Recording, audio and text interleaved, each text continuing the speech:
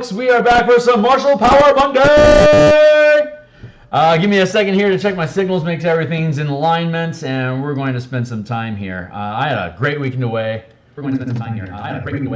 Yeah, sounds like that's coming through clean. All right, cool, that's there. I'm going to, okay, so if you check in my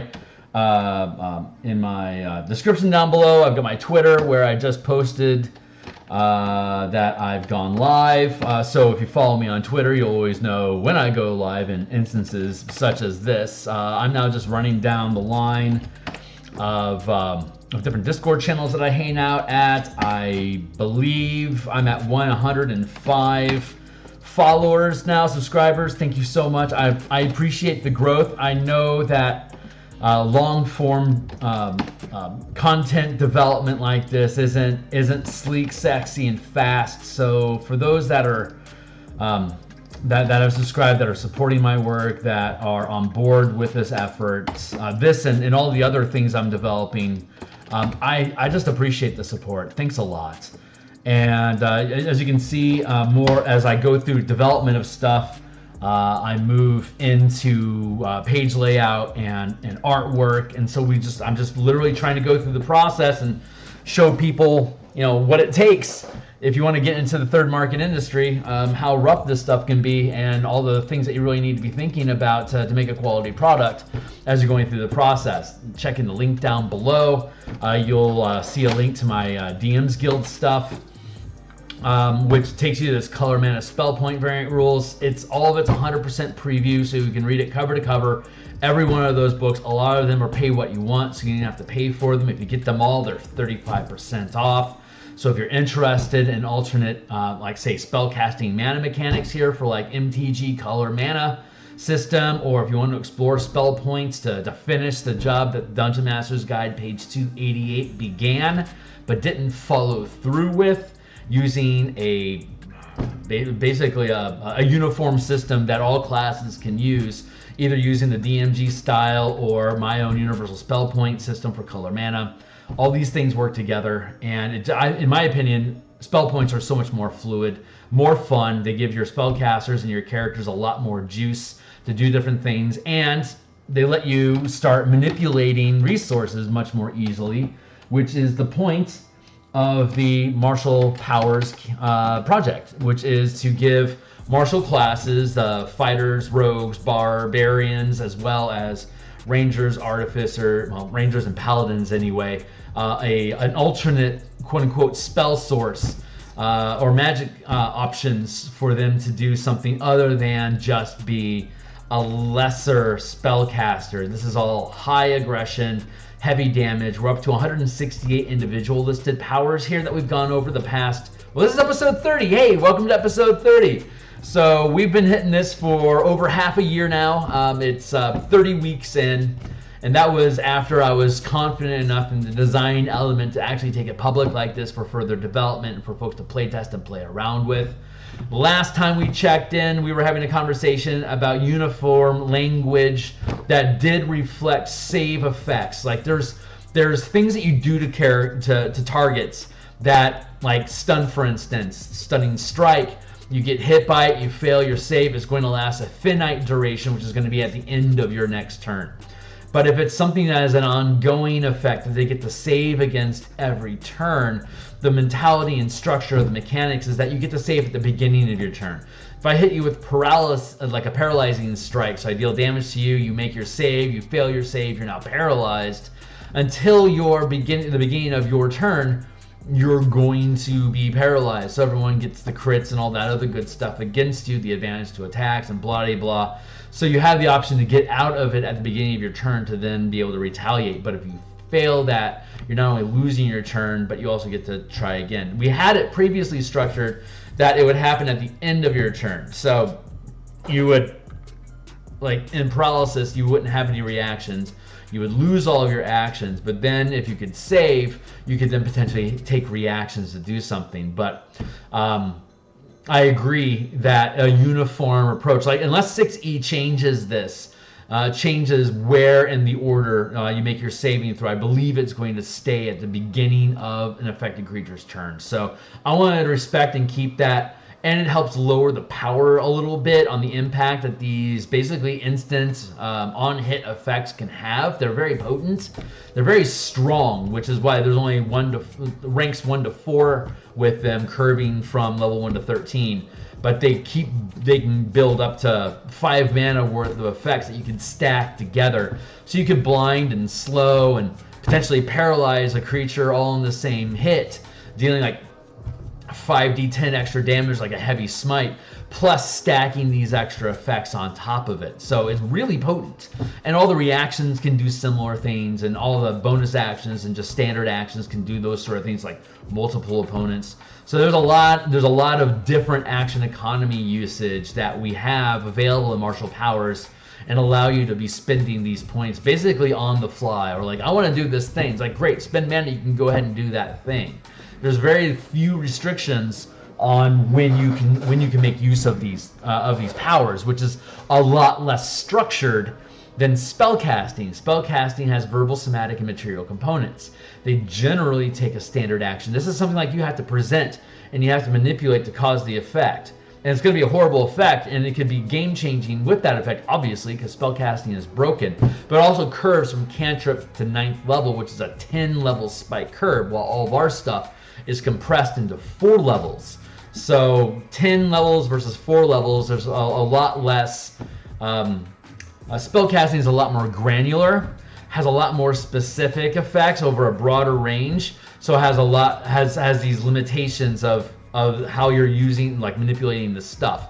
While martial powers, it's all an extension of combat, an extension of performing an action. It's all kinetic. It's all, I'm in the middle of doing something, and I'm going to throw mana at whatever it is that I'm doing to juice it up, to boost the effect, to create an exploit or make a maneuver out of it, or to make a strike out of my attack. These are all different means of embellishing something that your character is already doing, and kind of like popping nitro in a race. It's like you're hitting the gas, and then you're just popping it over by spending mana to make it drive into doing more than what you're already doing. And then of course there's all these different kicker effects. Like each thing has its own stuff that you can do, but it's essentially, hey, I'm making this die roll, and all these different things let you boost that die roll to do more than what it would originally do. So that's the big difference between martial powers and spellcasting.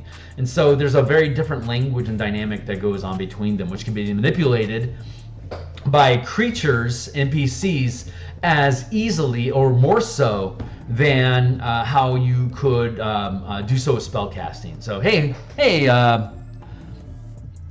who are we talking to here? I'm so blind. Denenstus. Hey, so all these would utilize your 5 mana system you'd be working on, right? Oh, thanks for asking. Yes and no. It's a key system, so it's like universal spell points, just like Dungeon Master spell points. You don't have to use any kind of a devotion system. That it's a paradigm of magic. The 5 color mana paradigm divides up your spell points into separate pools.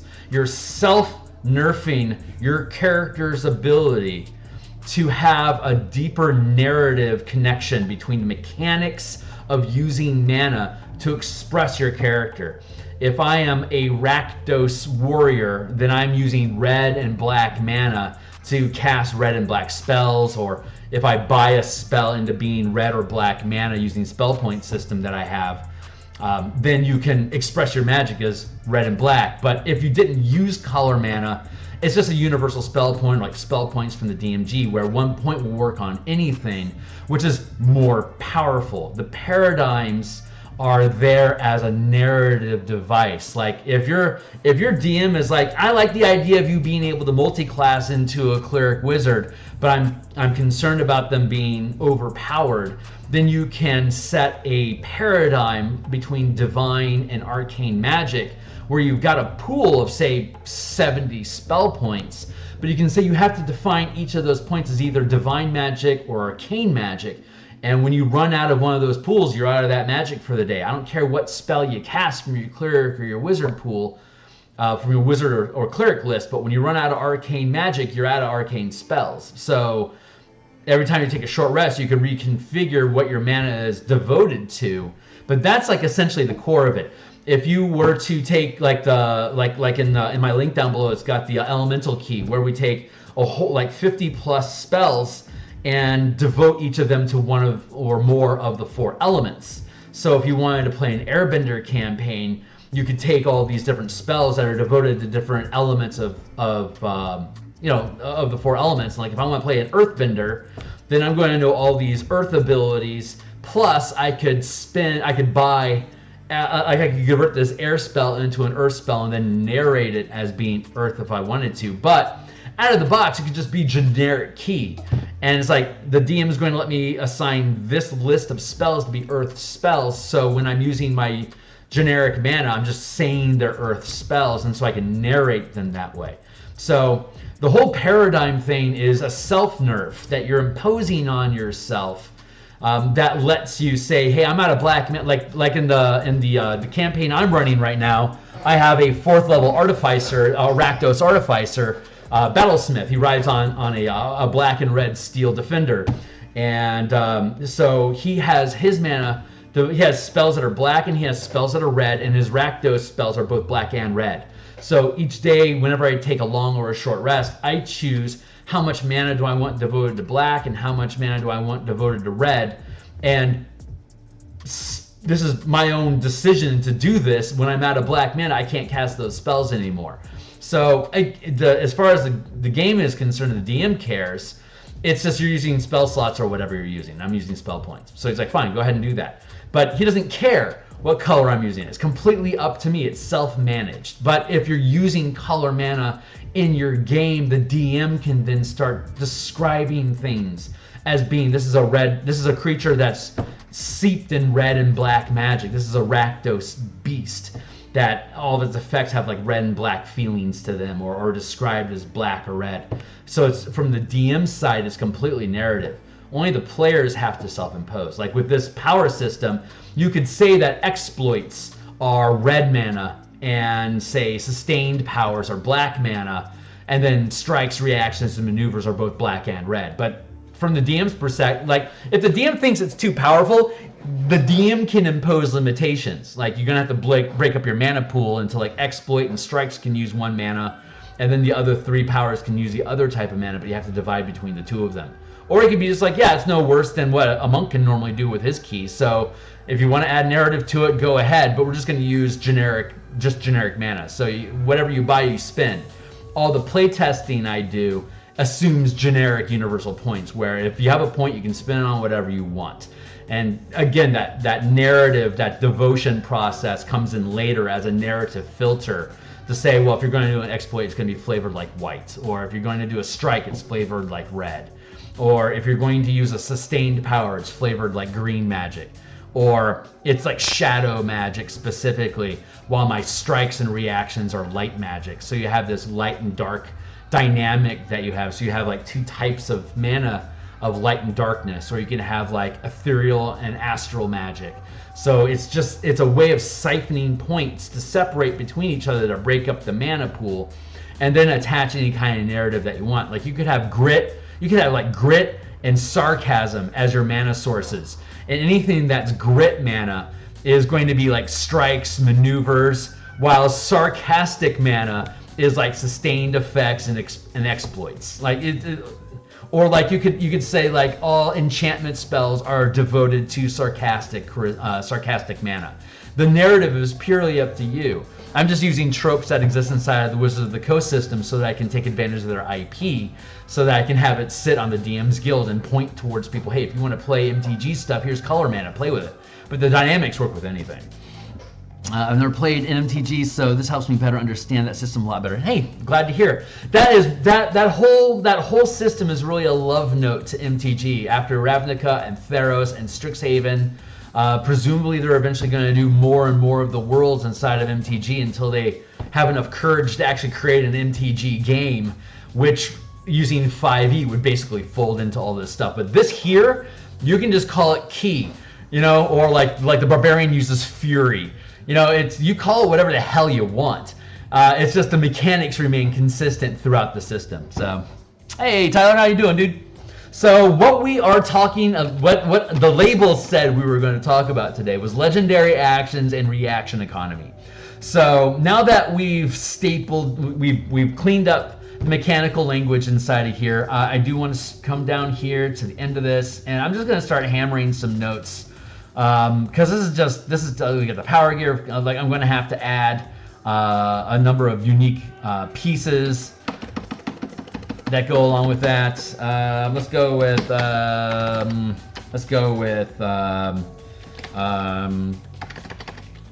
creatures using power. So that's what we're going to explore today. We're going to go into creatures using power. I think I have my board set up properly. You guys are seeing? Yeah, you guys are seeing what I'm doing. Good. And good. You're seeing everything you should. Creatures using power. That's a inelegant title, but that's where we're at right now. So let's see. Powers are ranked. Powers are ranked as casting progression. Creatures using powers are divided into ranks as well, 1 to 5. If you've been watching my in command play, oh god, yeah, down in the description down below, there's a link to my Patreon page, which gives you, I mean, you're welcome to be a Patreon, thank you. But more importantly, that link takes you to this playtest document that I'm writing in right now. So if you go to the Patreon link, you don't have to subscribe or anything. Just read the thing, and it has a link that says, you know, Martial Powers playtest. You click on that, and you're going to be on this page, and you'll see your little anonymous hootie hoo or whatever pop up here as, you know, checking it out. You're always welcome to check that out. This is not the final text. I have Ken Carcass is the editor I have on tap. That's going to take this language and clean it up into the 5-color mana coding that we already have established. He's an editor in previous projects that I worked with. Love the guy. Does good work. He's smart and he thinks outside of the box. So I like working with Ken. So this is just the playtest stuff. It'll be exported, cleaned up, and then when it comes back for layouts, you'll see it's a different document. And so that's how I stay street legal. I can't publish DMsGuild content anywhere else. But this is just language development. This is just mechanics development. It's not the actual product. So I can get away with publishing this on stream, and it's read only, so you can read about it, but you don't actually get it. So there's a nice distinction there between what am I actually publishing versus what's available on the guild. And this isn't something you can walk away with. You can just look at it, and I can change it, and there's nothing you can do about it, which is appropriate, but it's necessary to stay legit with the guild. And obviously, once the product is done, the Patreon link there will lead you to the DMsGuild page where it's published. And as I demonstrate in the link down below, when I publish something, it's 100% cover-to-cover preview. You can read the whole thing along with the illustrations. They'll just have a sample on each page. But you can run an entire campaign using this stuff from level 1 to 20. You're most welcome to do so before you decide that this stuff is fun and it works for your game. Take what you want, leave the rest. I'm just glad that you're taking a look at it. So, yeah, much more flexible martial characters. So I've got time today. I've got an extended lunch, so I'm going to go ahead and hit my timer here. I'm going to take a drink of water. I'm going to kick through creatures real quick, and then we're going to get into more options for martial characters, making them even more flexible. So give me a hot second here. Where did my water go? Yep, give me a... Okay, so if you... Here, let me grab my water while I yell at you. While I've been working on the in command project, oh my god, I'm out of water. Screw you, Oofus. No wonder I lost. All right, so now let me grab some tap water real quick, and I'll be right back. So if you've been following the in command project that I've been working on, you know that creatures are already broken up into 5 ranks. Creatures that are up to a CR1 are first rank. 2 to 5 is second rank. 6 to 9 is third rank. 10 to 13 is 4th rank. Anything of 14th or higher level rank, 13 or higher CR is 5th rank. So let's see, creature CR rank up to CR1, CR2 to 5, CR6 to 9, CR10 to 13, CR14 plus equals 5th rank, equals 4th rank, equals 2nd rank, equals 3rd rank. If you've been following the In Command project I work on as well, this is going to look very similar because it's the same scaling. This is part of my master plan to have all the work that I have of mana, of minion commands, of vehicle combat, of guild building, of kingdom growth, all the different mechanics that I have curve inside of this same rank command structure system that I'm breaking up into pieces and putting on the DM's Guild because I'm building all these things to be used with Wizards of the Coast content, color mana stuff and the MTG things for like Theros, Ravnica, Strixhaven, whatever else they come up with in the future. The Spelljammer Combat and Encounters book uses the same ranking structure for Spelljammer ships to use with the Adventures in Space setting that they released. I've got the fighter ships and vehicles, Infernal War Machine books coming out to help rebuild Descent into Avernus into something where you can amass an army to attack back at the Demon Lords in there, as well as the In Command of Armies, Guilds, and Kingdoms for you to do things like attack the dragon in Greenest in Flames in the first chapter of the Horde of the Dragon Queen campaign setting. Like, take all these different things that I have, they're all built to mesh together into this ranking system so that I can present them all as separate pieces inside the DM's Guild.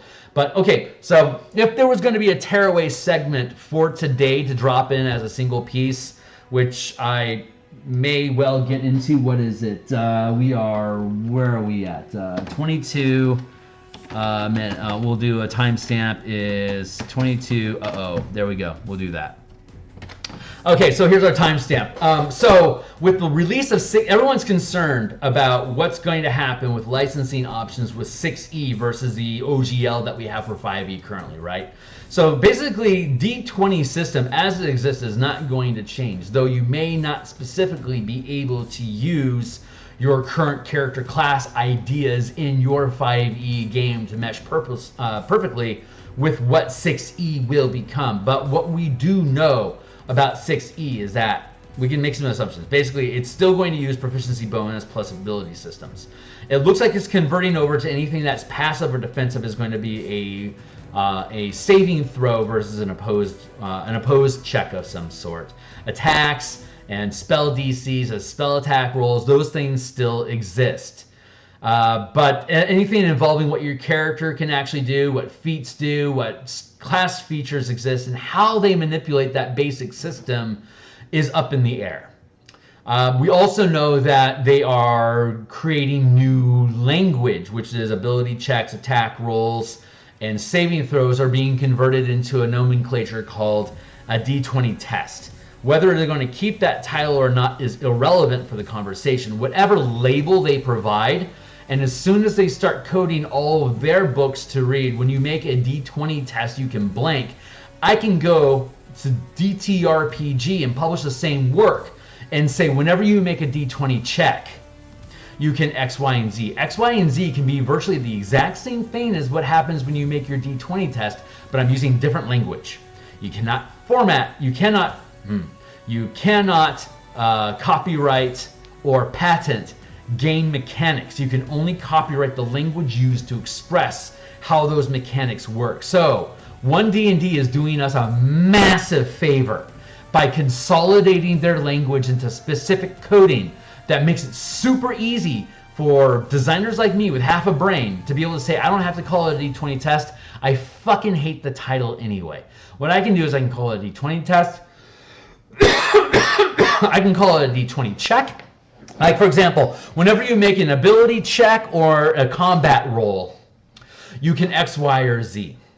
And like say, whenever you make a strength ability check or a combat roll, and a combat roll could be defined as a saving throw against a combat effect like grappling or something like that, or being blinded, or it could be an attack roll. You can set the parameters at the front of your document, what the type of each D20 test is called inside your document, and then you can pair different types of die rolls into that label. Like if this is going to be a grit check that you're going to make, you can define a grit check as an attack roll that's made with your wisdom or charisma bonus, and then you can have a bunch of abilities with this character class that uses their character or wisdom bonus as part of their attack roll or their saving throw effects, but it becomes grit.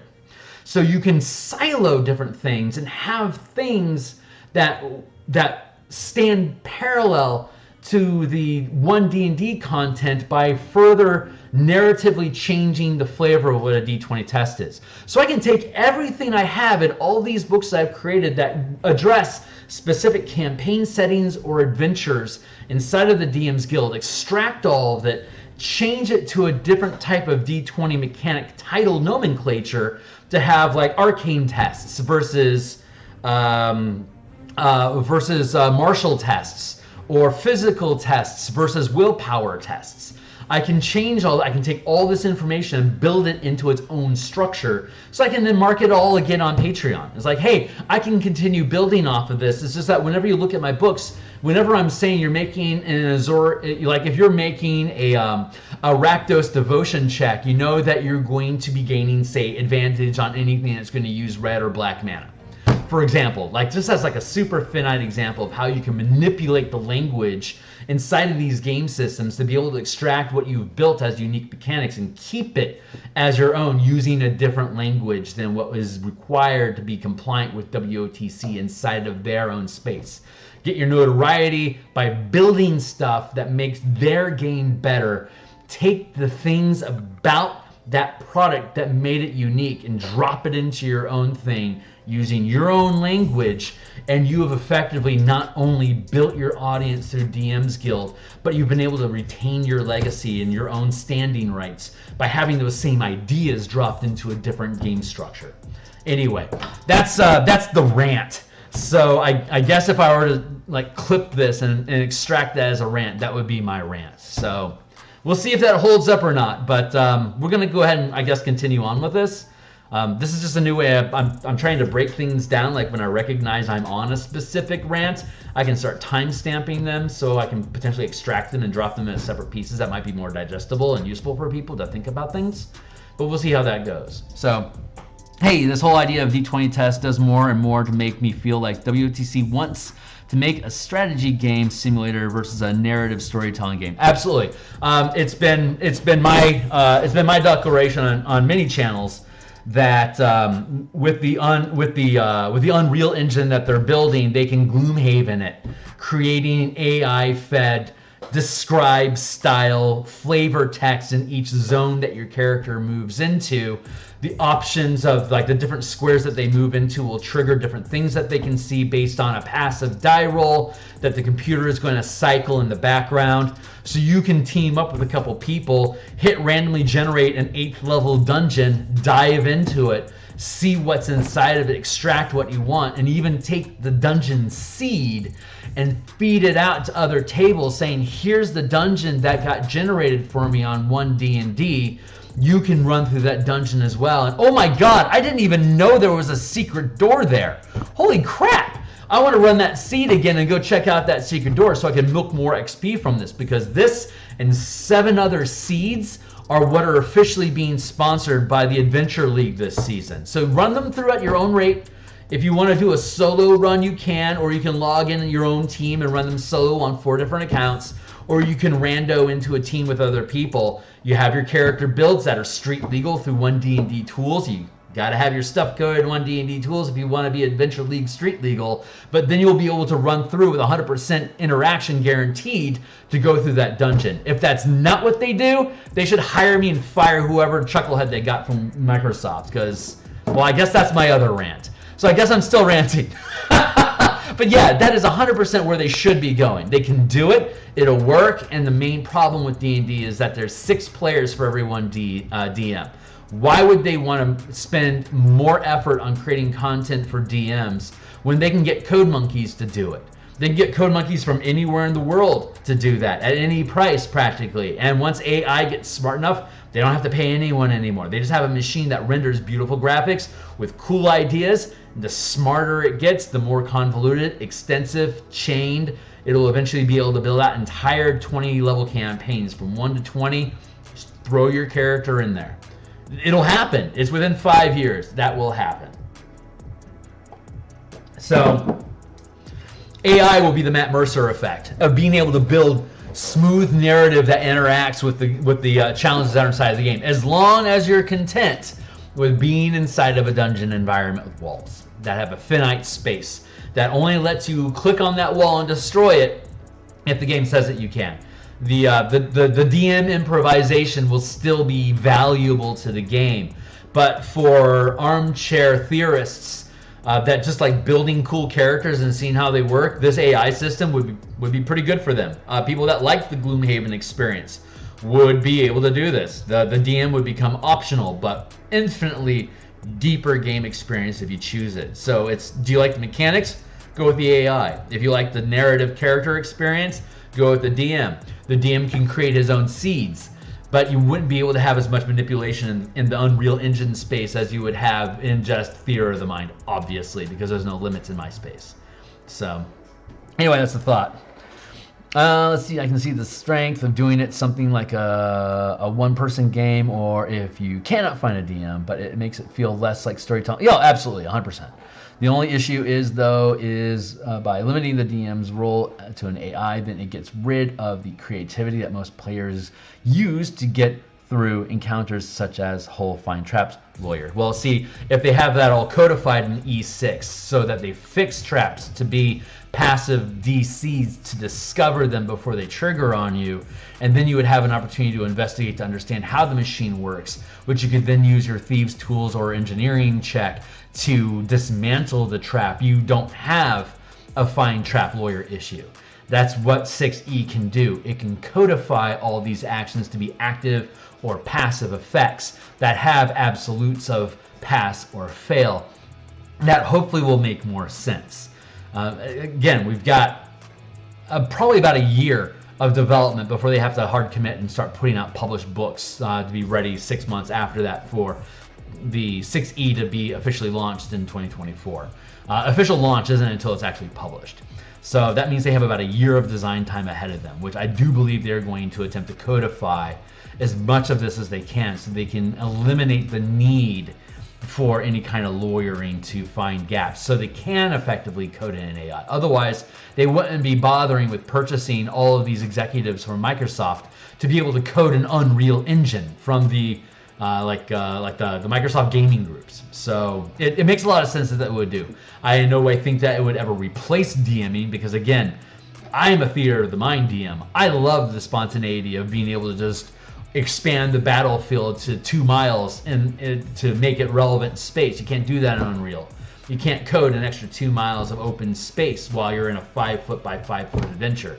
You can with Theater of the Mind, and I built the tools to do that. That's a lot of what the In Command project is about. But I think the reality of them trying to create a robust system that would allow for Gloomhaven experiences is very reasonable for them to try to expand the brand of what D&D is, which is where they're trying to go with 1D&D, to expand it as a branding option instead of just a revision of the 5e mechanics to be more elegant. So that elegance is implied because it needs to be elegant for them to be able to code it for an Unreal AI to be able to tear into it. Or was it creating a 10-foot movable stone? Right, exactly. Exactly. You have to, as long as you're willing to operate within the Gloomhaven realm of limited options, you can create a Diablo sort of game environment where you have mobs of things coming at them turn by turn, but they all have 1 hit point. So if you throw a Conjure Barrage that does D8 damage, you can shred a 60-foot cone of 1 hit point minions. They're all gone. So you can throw Diablo waves of enemies at your characters, which was what 4E was attempting to do, but it got crapped on so hard.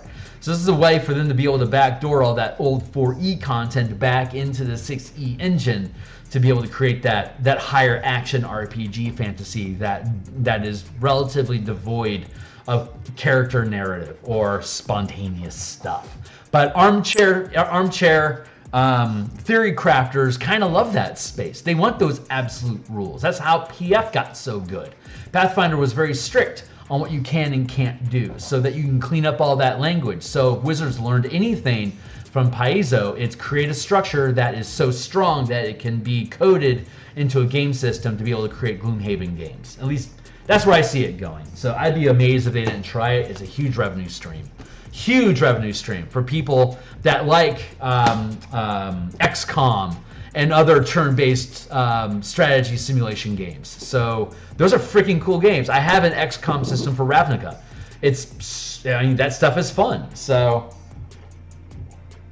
it doesn't require a DM if you're running an XCOM campaign. It's all built in there for you.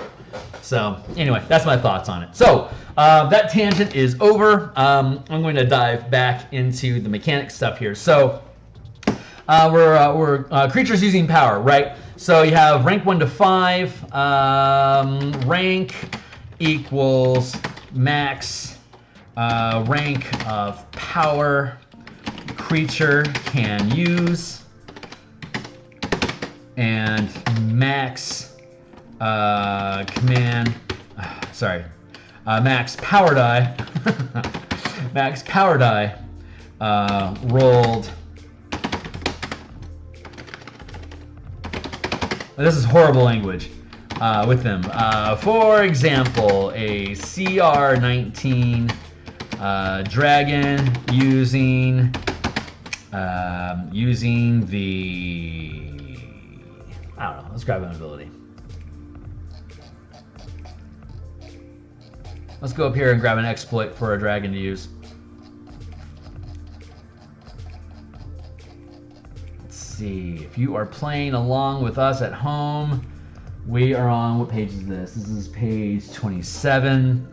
I still have all the Blood Hunter powers broken down as separate powers, but I'm going to fold those. I'm eventually going to fold those into just the list of powers. But it's been fun having them standing out. Like the original project, the original idea of the project was how can we get Blood Hunter flavor off of the hit point pool thing, because spending hit points as a resource it's never been balanced, because hit points are so easily regained. It's not a real resource. It's just a lot of extra work to give you OP stuff. So it's the action economy that really limits how marshals operate, but if you tack a resource on top of it, then you can let it push further and do more. Like the Battle Master really doesn't push, like almost everything that the Battle Master has could just be something that marshals could just do. But the issue is, what's the appropriate die roll that would go along with it? And that's where your scaling goes in, which of course we resolve with this product. You could just do that, but the Blood Hunter, it kind of just does a bunch of OP stuff, but like has some action economy limits and then a hit point cost to attempt to mitigate it. But hit points are so easily regained, it's not a serious resource. So we just took all the Blood Hunter powers, all the things they can do, and just converted them into different powers at an appropriate level. Now you can just buy a bunch of Blood Hunter stuff as a rogue, and now you're a rogue Blood Hunter. You know, you just got 12 Blood Hunter abilities. You're a Lycan, and you can do like anchoring, and you can do curses and stuff like that. That's what you kit out your rogue to do to things. So you effectively become a Blood Hunter rogue. Now you don't have to be a Blood Hunter. You're just doing Blood Hunter things. Kind of like you don't have to be a rune warrior, a rune knight. You can just use runes, and all that shit is in here. You can just reflavor it and build it out as you want. If you're going to do rune magic, then you can, like, all the rune magic stuff is in here, as well as all the gunslinger stuff and all the arcane archer stuff. I just got rid of all the redundancies. Like, there's a lot of things like reaction, give your ally an advantage or something like that. Like, there's like 4 or 5 different subclasses and class options that let you do that. I can just consolidate them all down into a single exploit. So you can fish out almost all the things that these different subclasses and classes can do. They're all kind of in here. You can just, I want to be a paladin with a shitload of blood hunter features, or I want to be a paladin with a bunch of arcane archer features. It's like, great, go for it. You can use your smite with ranged attacks. You just got to buy into it a little bit, like with far shot or like channeled archer, all the like different sustained and exploit powers that you can use to become a ranged smite paladin. It's like, it's all there. So you can just kit it all out, which is what we'll explore. And building unique expressions. Like one of the sections of the book is like building, like examples of building characters. Like you get 16 powers, like 16, maybe 20 powers over the course of your, it might be 20, honestly. We might build it out to 20. We're gonna see when 6E comes out, I suspect, because like you get to learn one spell for every spell slot that you have. So like you get 4 first level spells, and you get 3 second level spells, and 3 third level spells, and 3 fourth level spells, and 3 fifth level spells, and 2 sixth level spells, a 7th and 8th, 2 7th level spells, an 8th and a 9th level spell. There's like 28 spells that you end up knowing at 20th level as a full caster. So it's perfectly reasonable for us to have, with these martial powers, you gain 1 every level. Like the paladin has what, 4 first, 3 second, 3 third, 2 fourth, 1 fifth. So that's 1, 2, 3, 10. It's like 13. Is that right? That feels a little flimsy. Let's go look at Ranger real quick. 5e Ranger. Let's go to Ye Old D&D Beyond. I think that's right. Let's see. 10, 15. So yeah, you get 15 overall over the course of your career. You get 15 spells as a ranger that are prepared. So there you go. You get your 15 spells. With our system, I'm going to stay on this page here and go to this one instead. Wrong button. With this one, you end up with 16 powers over the course of 20 levels. So this is probably on point. We may up it to 20 because of some of the meta channeling feats that we have, allowing you to buy things down. Worth debating. Let's see. So like, oh yeah, we were looking at a dragon. So say a dragon, which a CR 19 dragon would have access to up to 5 mana worth of stuff. Like so it could do. What's a cool exploit? Like let's go with resilient. When you make a saving throw, you can roll with advantage. So there you go. So that's a first rank ability. So any creature up to any creature at all, you could decide has resilient as an exploit, and so you can when you create a creature, you can tack on any number of powers that are appropriate for its rank. So up to first, like for example, you could have skeletal warriors, which are like a CR 1/4, and you could give those what would be something goofy. Let's go with a first rank reaction. So let's go down to reactions, and you could give them, say, once per encounter. They could faint as a reaction to when you miss an attack roll. So as a reaction to when the skeleton misses an attack roll, you can roll again, potentially turning the miss into a hit. That's super basic. So like once per encounter, a first rank creature that has faint could do it once per turn. If they're if they're like CR 3, they'd be second rank. So they'd be able to do this twice. Like they'd have 2 reactions per encounter. You don't need to have like a CR, like a 5th rank, which is like CR 14 plus. Chances are, like boss creatures that you would give reactions to, they're going to last 4 or 5 rounds maybe. So them having 4 or 5 reactions per encounter is about as long as they're expected to live anyway. So that stacks into, you can like have this list of powers that you give them, and like a dragon, like let's find another one. Like you could have, let's go with, what are these reactions? Let's go with moving target. As a reaction to when a creature you can see moves while within reach of your melee attack, you can make an opportunity attack even if the creature is using the disengage action. Like, you could give moving target to the Trask. Trask is going to be a 5th rank creature. This is easily, I mean, it can choose from anything that it wants, but if you gave it moving target, if you're within 20 feet of it, even if you're using some sort of, even if you're using disengage to avoid it, it can still do an opportunity attack and snatch you. And then makes the Trask a lot more dangerous. But you could also do something fun like, you can make your Trask indestructible, as well as hexproof. So since it's a high seal, like a beholder, for instance, is a CR 11. So it could be it's a 4th rank creature. It could have access to hexproof and indestructible. So like hexproof, as a reaction to when a creature you can see targets you with a spell or magical effect, that creature must choose a new target, otherwise the spell or magic effect is wasted. If you were to hit a beholder that the DM chose to have hexproof, when you hit it with an effect, you can have one of those ice salts like point at somebody else. Like point at you, and you suddenly can't target it anymore. So now you have to use your hexproof effect. Now you have to target another effect. Like you have to target another, like an ally or a minion that the beholder has, and diffuse the effect. Otherwise you have to throw the effect away and it's wasted. Like that is a super good beholder sort of thing to have. Indestructible for and it's really good for the Trask too. It's that reflective shell sort of thing that has hexproof leans into that. Indestructible as a reaction to taking damage from any source. You instead become immune to all damage until the beginning of your next turn. But your characters don't necessarily know that unless you tell them until you hit them with it. It's like, bam, you just became indestructible until the beginning of the next turn. Like these are things you can throw on boss fights, mythic creatures, legendary. These are like legendary reactions that a creature can take. So that's kind of where we're at in the conversation here. That's the thoughts. To keep it light and simple, but like let's go find it. Like let's say you've got an ogre. An ogre is a CR2, so it's a 2nd rank creature. So we can go down to ogres and we can go to strikes. So an ogre can have up to a 2nd rank strike, and at 2nd rank it's going to be it'll do an extra d6.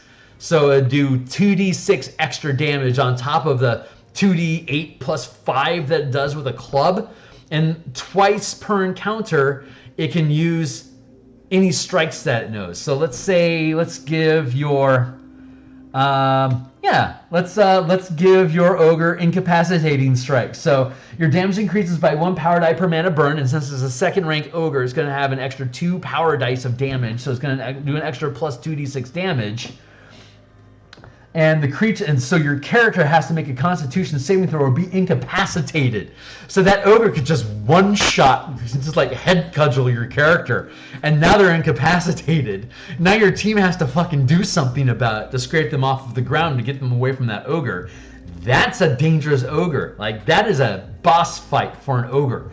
You could drop any of these things onto your creature that you think is appropriate, and he can do that twice per encounter.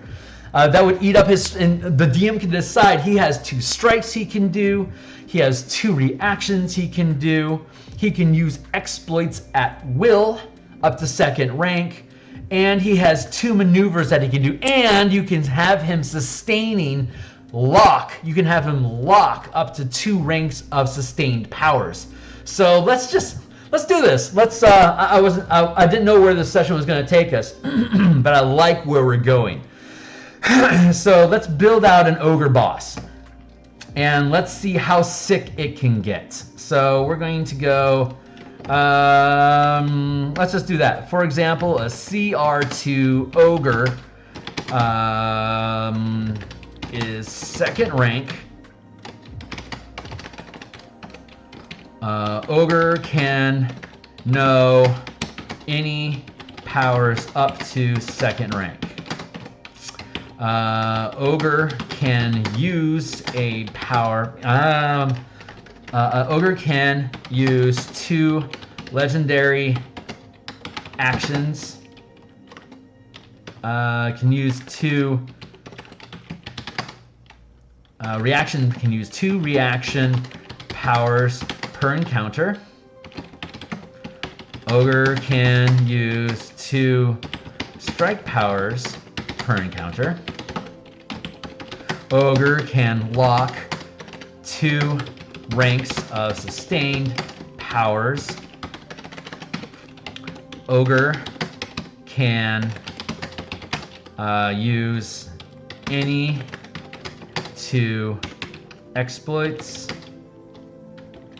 at will. I'm gonna put these in the order in which they are earned, in which are presented. Exploits: Ogre can use 2 maneuvers per encounter.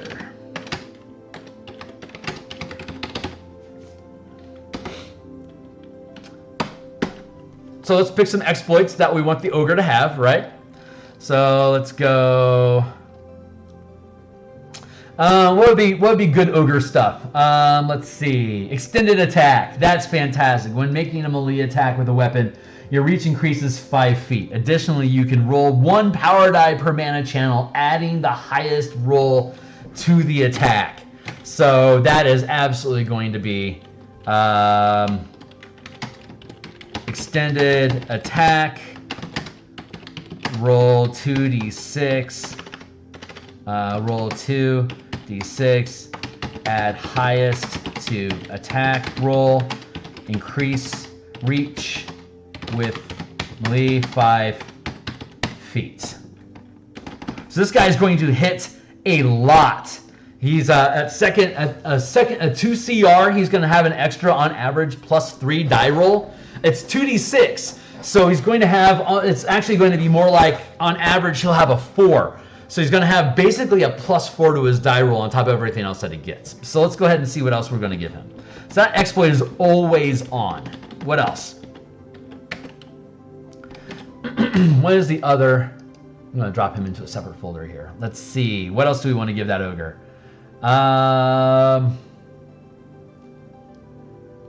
Ground fighting. When making an ability check that uses. Nah, we're not going to. Ooh, athletics. When making an ability check that uses the acrobatics or athletics skill, when making a grappling check, roll 1 power die per mana channel, adding the highest roll to your result. Maybe that might be a good one. Let's see if there's something that's a little bit better. Let's just give him resilient. When you make a saving throw, you can roll with advantage. We'll give him that. Resilient.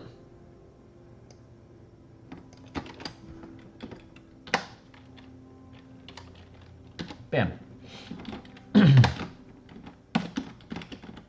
Is this making sense?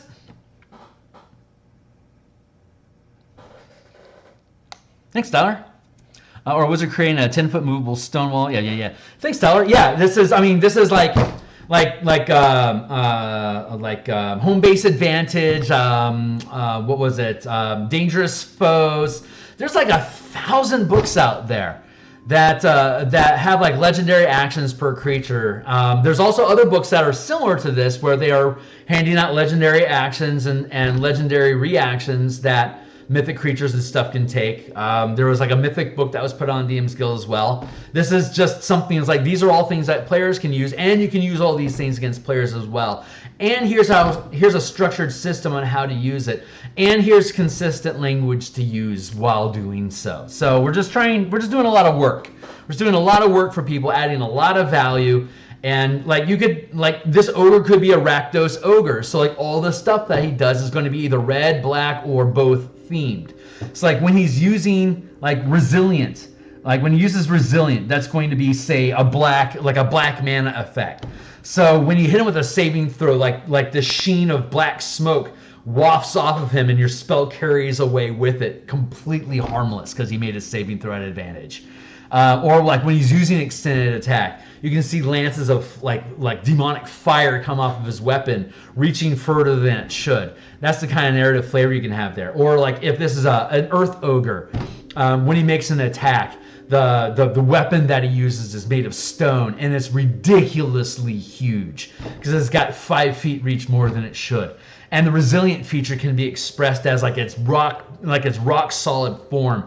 Like you hit it with its spell and it just skitters across its rock hide, having no effect whatsoever because it made it saving throw with advantage.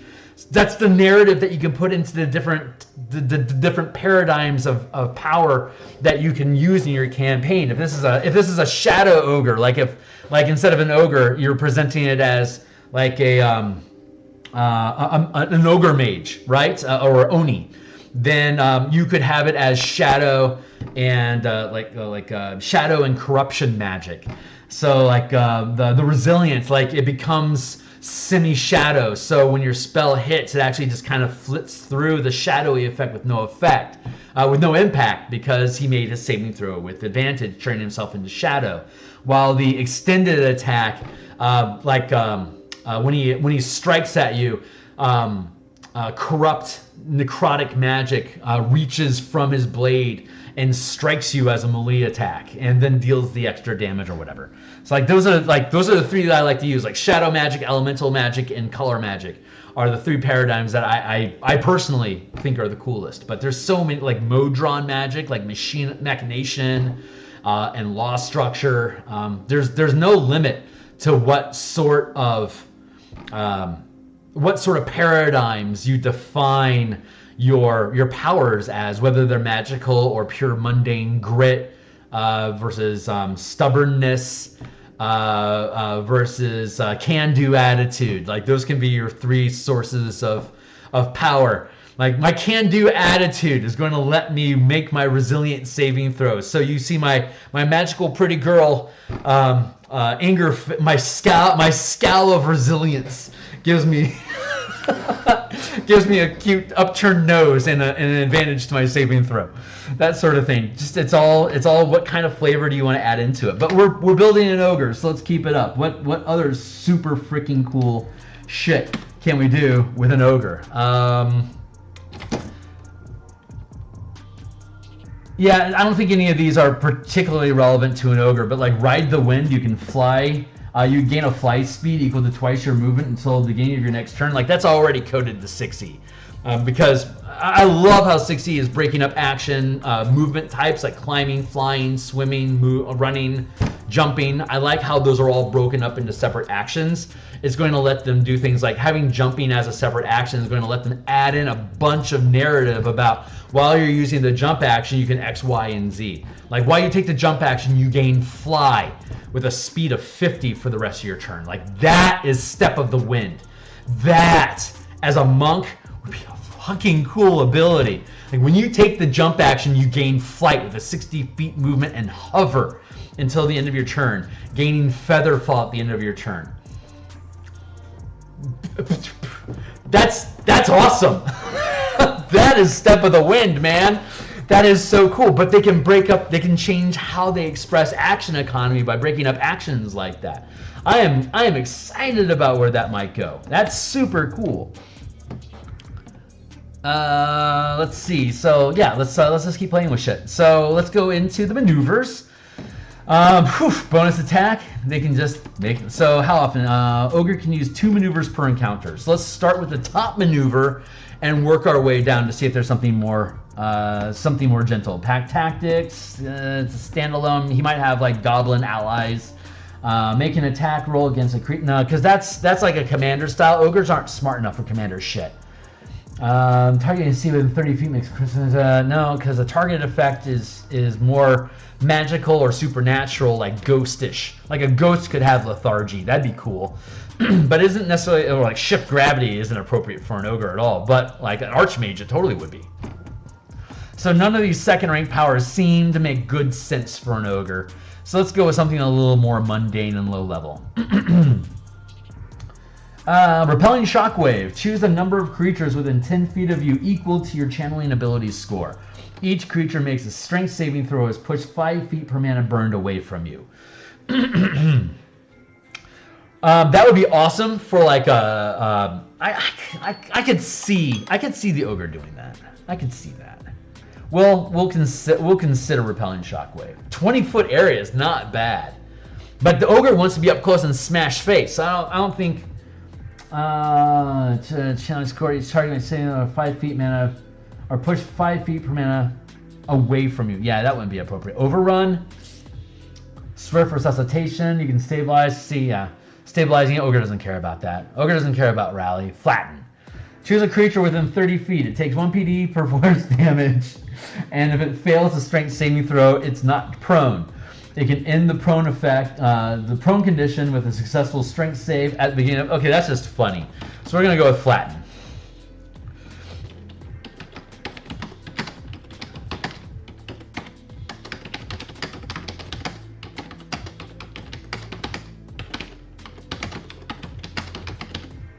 That's just amusing. It's not necessarily the most effective thing, but it's funny. So I'm going with it. What else do we got? Bonus attack after all. Bonus attack for the win, yo. So we'll go here. Bonus attack.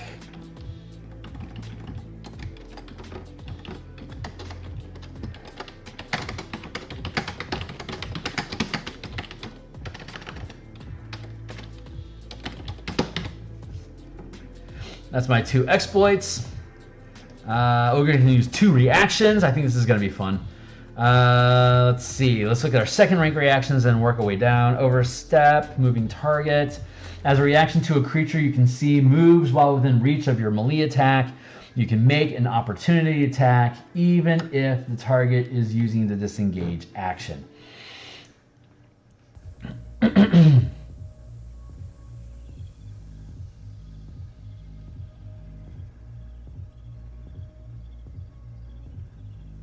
Yeah, moving target is good.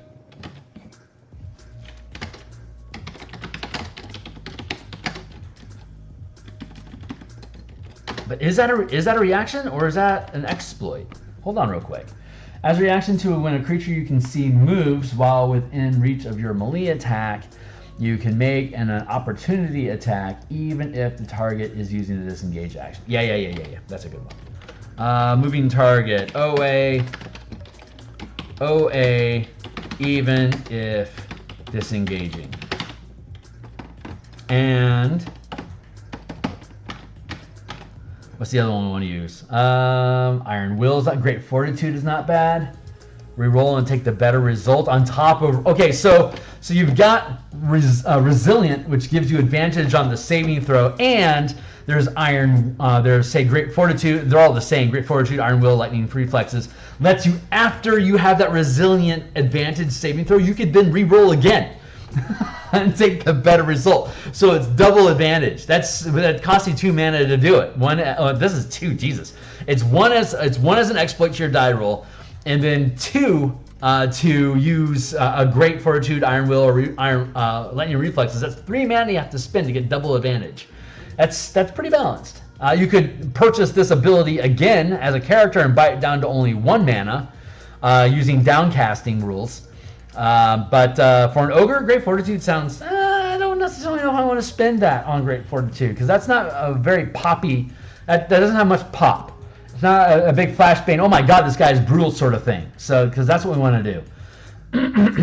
As a reaction, no, we don't want to do that. Deflection. To when you or an adjacent ally are hit by an attack roll from a source, you can see the attack is re-rolled, taking the new result, and it can't crit. That is perfect. Deflection is awesome. That is an anti-strike ability for sure. Here, I'll talk about that for a second once I get that in here. So, deflection.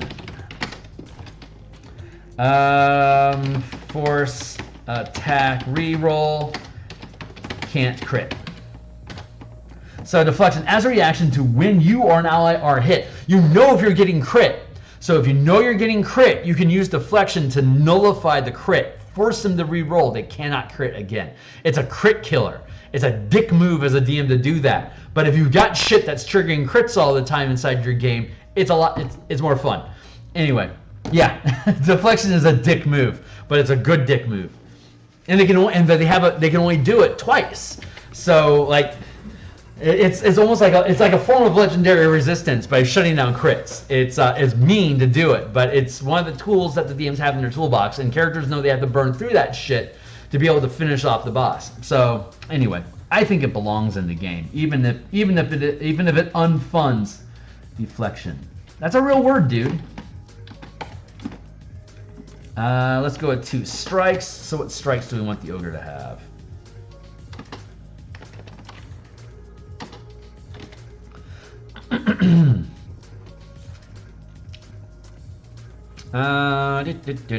Strikes. Let's go to second rank strikes and work our way back forward.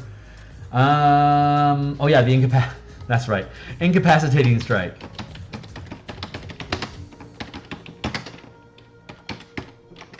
Is plus 2d6 weapon damage plus what is it? A con save?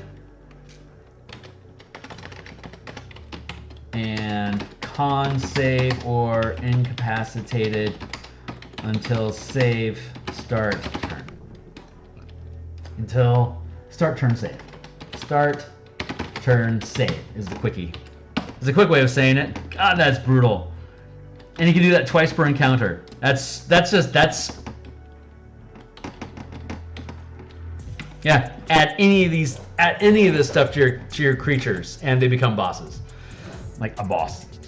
Let's see, what's the next thing? Thundering Strike. Your weapon can deal thunder damage and add one power die. That'd be 2d6 power die. 2d6 damage. The creature is pushed any direction. Shocking Strike. Your weapon can deal lightning damage and add 1 power die per mana burned. Creature can't react until the end of the next turn. That's not bad. It might go a Shocking Strike just because shutting down reactions is good. Ooh, Grappling Strike. Hell yes. Show me the grappling exploit. Hold on. I think it's a third rank. I think the grappling stuff is third rank. I think that's why it's not available. Let me look for it real quick because I might change my maneuvers real quick. Hold on. Rally, mobility, repelling, restraining hold. There it is. All right, we're gonna go with grappling strike.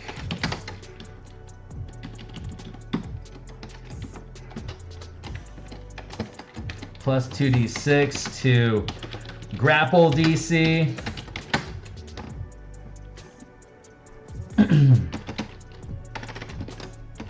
Deal damage.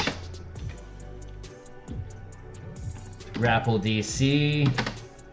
And then instead of flatten, we're going to go with restraining hold. And that reads as, while grappling, you can deal 1 power die of damage per mana, so extra plus 2d6. While grappling, plus 2d6 weapon damage.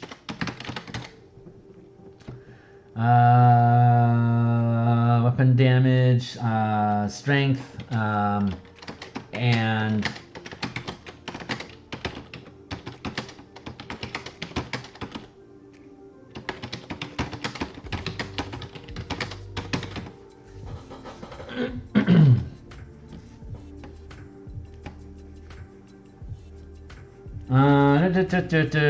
sustain until the grapple ends. The creature can make an additional save at the beginning of each of its turns. There you go. So that's pretty sweet. You can get up on and lock down your wizard. Hold on to your wizard by the throat so he can't properly cast his spell while you're hitting the paladin with your war club 10 feet away. That's just fun. Ogre can lock. Let's see. Oh, we can lock 2 ranks of powers. Okay, this is the last thing here. So, let's see. What is the sustain that he can maintain for himself? Fun, fun, fun. That is a boss.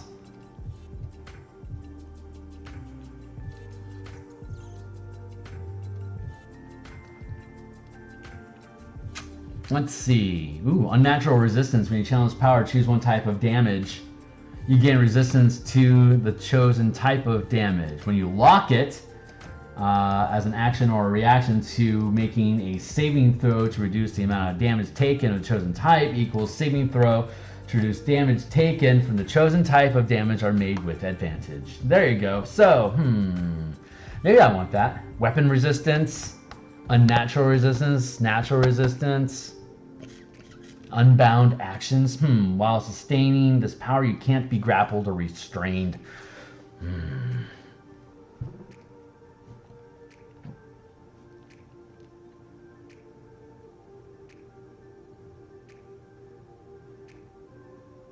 Let's see. It doesn't feel quite right. Regeneration ain't bad. When sustaining this power, when you have less than half your maximum hit points, but more than 0, you regain a number of hit points equal to half your proficiency bonus at the beginning of your turn, rounded down until your hit point total is above half. Nah, that's not a creature thing to use. Let's see. Reliable power, Rite of Dawn, lycanthropy, intelligence, resistance.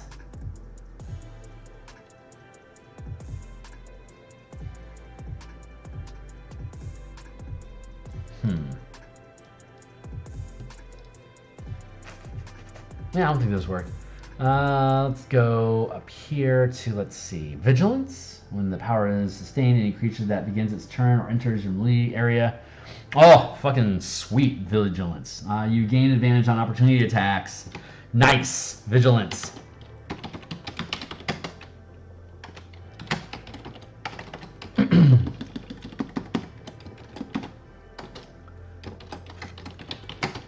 Deal 2d6 weapon damage to any creature starting turn within 10 feet. Period. Bam. Let's see. Close quarter combat. When this power is sustained, all melee attacks you make gain the grappling strike power as detailed above, gaining 1 power die. Maybe. Relentless. So while sustaining this power, add 1 power die per mana sustained to all strength and constitution checks. Ain't bad.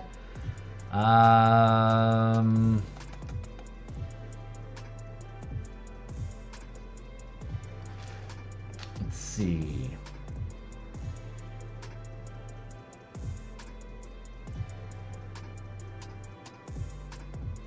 And Relentless.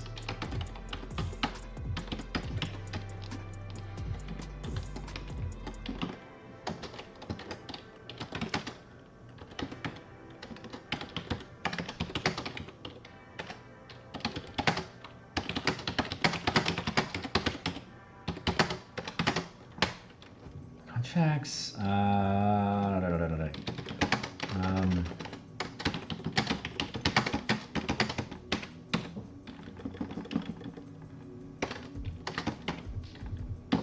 There, that's pretty good. So this is your ogre, right?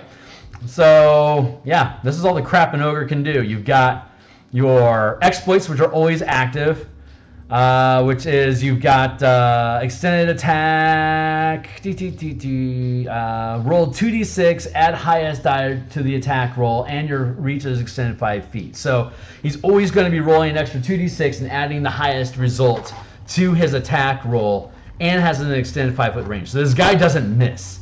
Resilience, when making a saving throw, you roll with advantage. And he's always rolling with advantage on saving throws. The guy can't get hurt.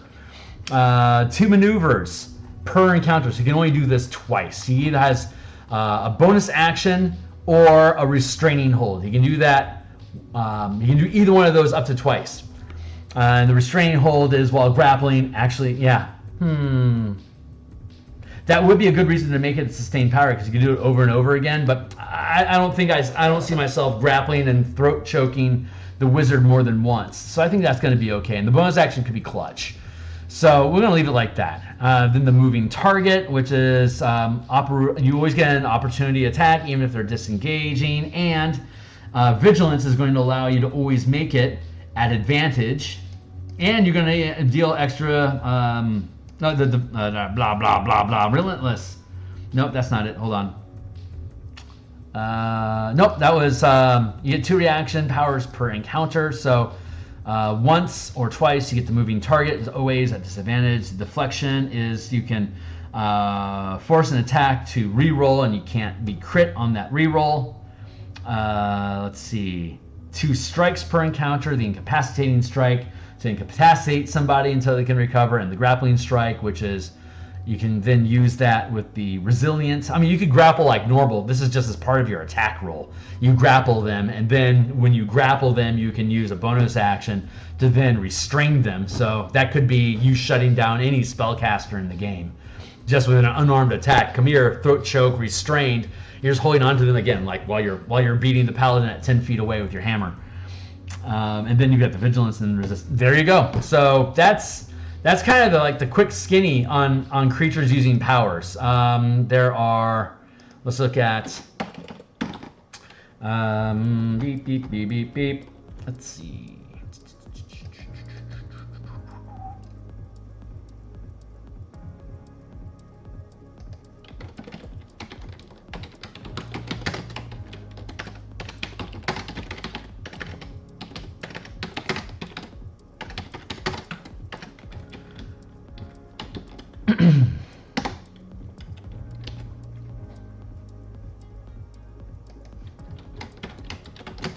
Let's do it like that. We'll do another example probably another time. Maybe we'll do a CR for each.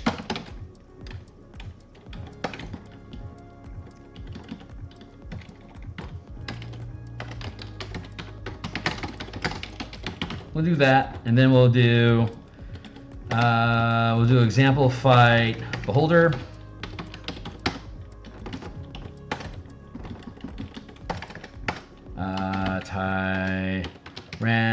Tyrannosaurus Rex, ogre, and then let's do boss fight, skeleton warrior.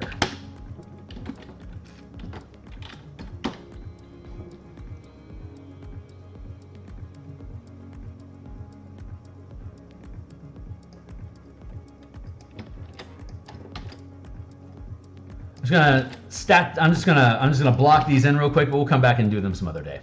I don't want to spend my time right now. I've got other stuff to talk about. I got reaction economy to talk about, and I'm excited about that. So we're gonna talk about that in a minute. Just give me a hot second here to get this cleaned up and then get some more water. So up to first rank, rolling 1d6 power die. Skeleton warrior.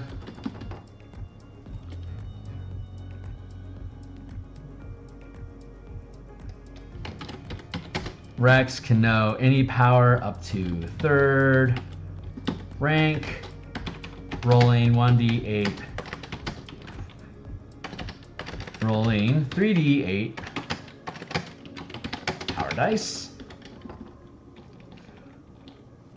Beholder can know any powers up to fourth rank, rolling 4d8 power dice. Red can know any powers up to fourth rank,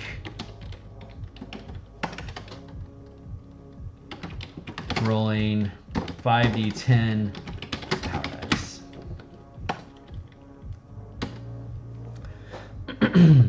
Yeah, so we'll come back and do these another time because that was a fun lark for today, but I don't think we need more of that. But that's basically the quick breakdown that you can use as legendary actions and legendary reactions. You can use these things as alternate uses. So yeah, that's the idea. Let's see what else we got going on. Oh yeah. We wanted to play with reaction economy. So the idea, let's see, did we do that? Coming up, looking at ready to actions, DM use of martial powers. Let's go with building example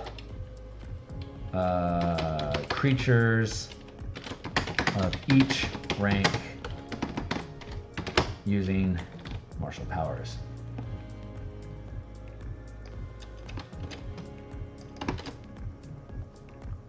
I think next time. All right, so let's see. We resolved all the powers that have us saved, and oh yeah, that's right. Okay, so what we needed to update from last week was changing the language so that if there's an ongoing effect saving throw, that you're saving at the beginning of your turn instead of at the end of your next turn. That's just how things are balanced out. If it only lasts one round, it's going to be at the end of your next round.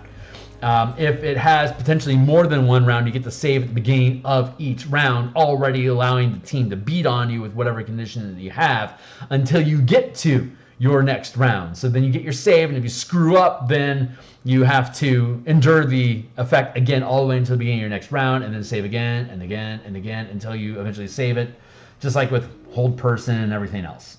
So that's pretty standard. And then we resolved anything that involves with like sizes, like you can, like, if you're pushing something, you can push up the large size. Like if you're spending mana to do something, that something is going to be a large size or smaller creature, if it matters. Like if you're pushing something, grappling something, tripping something, all that stuff, you can automatically do that to something that's large or smaller. If you spend 2 extra mana, you can do that thing against something that's huge or smaller. Generally, you can't do that against something that's gargantuan or smaller. And the reason why they so often limit your inability to do something against gargantuan is because gargantuan is the largest size that they have. Even though the Tarrasque is 50 feet wide and 70 feet long, it's still considered a gargantuan creature. The same as an adult red dragon being 20 foot by 20 foot is also a gargantuan creature. Same as how a Agostero demon is like 30 feet tall, but is also still considered a gargantuan creature. There's no limit to how large gargantuan creatures can scale using 5e because of its lack of scaling into larger squad sizes, like we talk about extensively in the In Command system, the Spelljammer system, and the Infernal War Machine system. They just haven't figured out that upscaling mechanic yet in Wizards, so they don't use it. So they have that gargantuan limitation. I am not going to introduce scaling sizes into this book just to give you something to spend larger amounts of mana on beyond huge. So we're cutting it off as huge, which is the current typical paradigm of what 5e does. Now, you know, if you're using In Command, that I let you grab things that are gargantuan size, or like 30 foot by 30 foot because it takes up a 6 by 6 square, or 40 foot by 40 foot because it takes up an 8 by 8 square. But then that's when you would start scaling up to like a 50 foot square, so it only sits inside of 1 square because it's so big. There's a lot of mechanics that go into In Command, and if you were to do that, you could curve this into that, but I'm not going to provide any direct conversion rules for that. So but yeah, upcasting to affect larger scale areas is perfectly viable using the Spelljammer mechanics that we developed for upcasting to 50-foot squares to 500-foot squares. So that all still works. You can use it. And all these systems were designed to curve into each other in that way. So that was resolved, so we get to take that off our plate. So let's talk about, let's make a comment, topic, reaction, economy.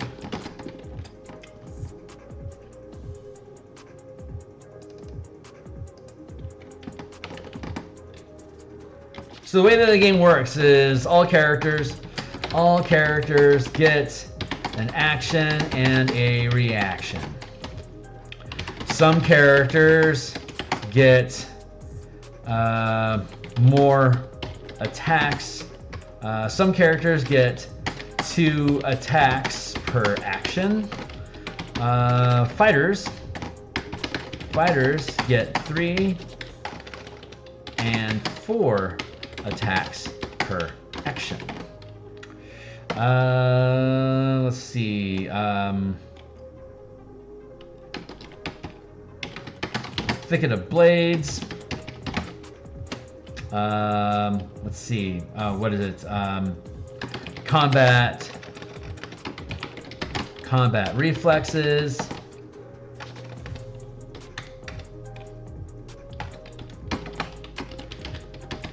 Defensive stance, raising shield. These are all expressions of increasing reaction economy. Character can sacrifice an attack to gain an additional reaction. limiting 1 per turn.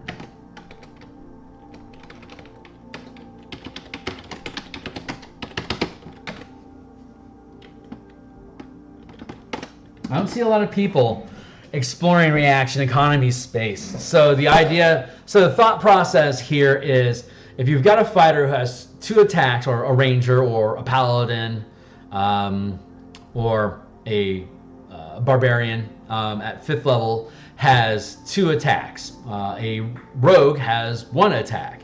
So let's start with the rogue. All characters at 1st level have 1 attack. You make your attack during your turn, and then if the opportunity arises during someone else's turn, you can take another limited action, which is a reaction.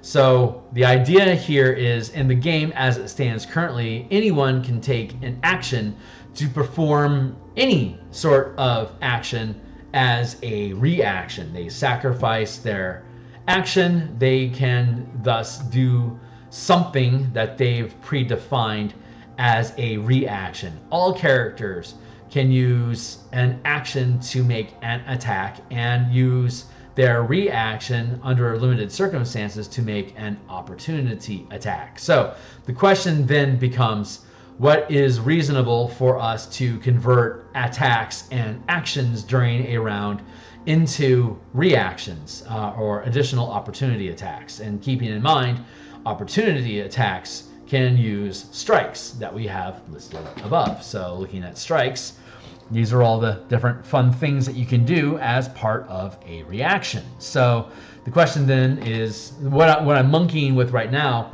is, I doubt I'm the first person to do this, but I just don't see it in any products anywhere, that you can, like combat reflexes, you can sacrifice a number of attacks during your turn to have the option to make additional opportunity attacks during other creatures' turns. And this is the arm's length list, and here's like all the different things you can do to stuff during opportunity attacks if you hit. Plus there's exploits about like extending your range on stuff and blah blah blah. So then there's the question of maneuvers. If you ready an action, like if you ready your action, you can use a maneuver as a reaction. That seems pretty reasonable to me. So let's go down here and first point out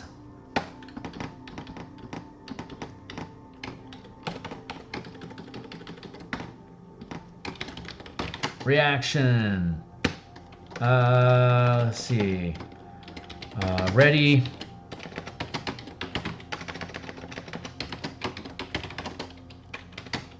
Use a maneuver as a reaction.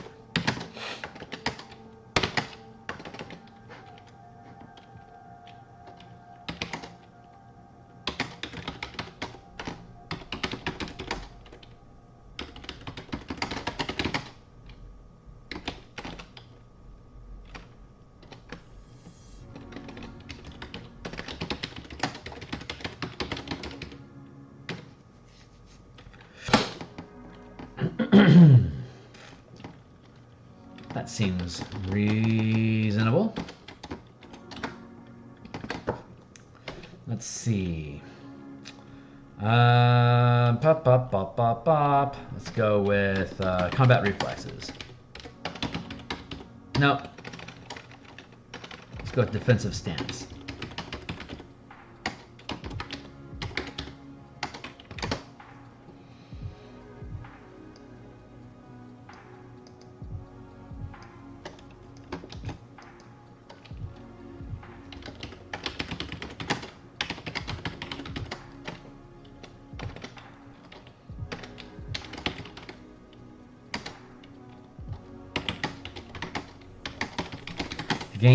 So sacrifice your action to gain a number of opportunity attacks equal to 1 plus to gain a number of additional opportunity attacks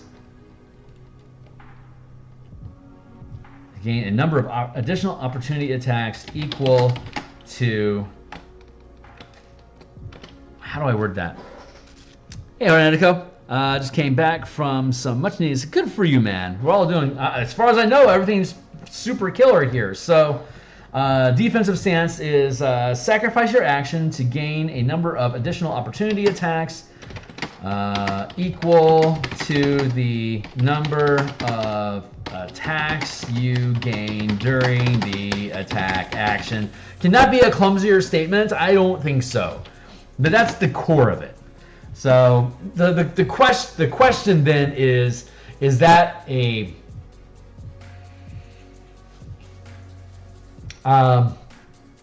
feature? Is that a power that you pay? Like, a feature is just something you can do.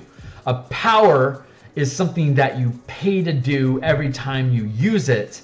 And a feat is something that you learn how to do, but it doesn't cost you anything to do it. And I'm thinking that this is most appropriate as a feat. So then the question is, at what rank do you earn this feat? And I think if you're trying to execute, like if you're trying to fulfill the bodyguard, vanguard, defender, like the dwarven defender, the stalwart, the tank role in your team, I think it should be available at level 1. At level 1, you already have a reaction per round, which you can do whatever you want with, and this would allow you to thus sacrifice your action to ready defenses so that you would have an additional opportunity attack, but you could still only have one opportunity attack per round, per turn. So you'd have 2 of them. And then at 5th level, like Barbarian, Ranger, Paladin, Fighter, generally speaking, would have the ability to have up to 3 opportunity attacks per round, or none. That's the risk that you take when you're using a defensive stance, that you're anticipating the opportunity to use these attacks on things, but they're not guaranteed to happen. So it's a risk-reward sort of thing, but I don't see a problem with that.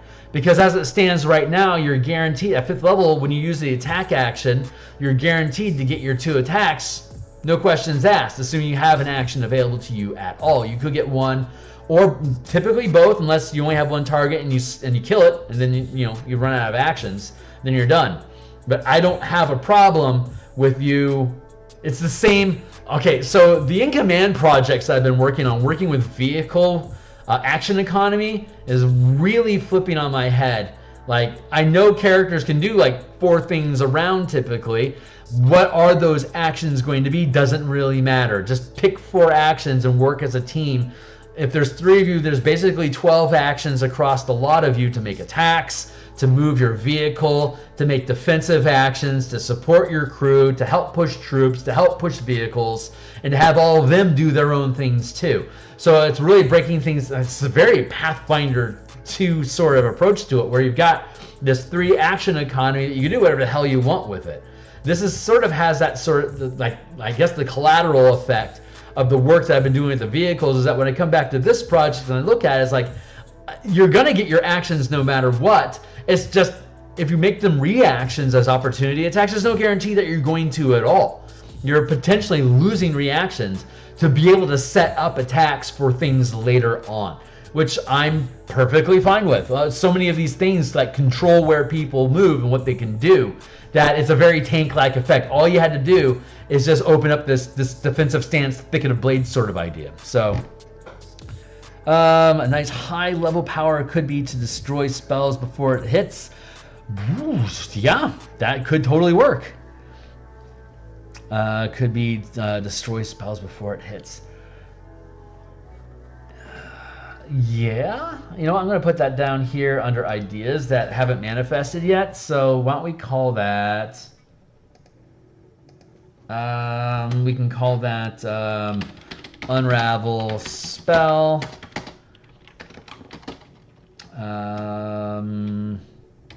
Sort of preemptive counter magic.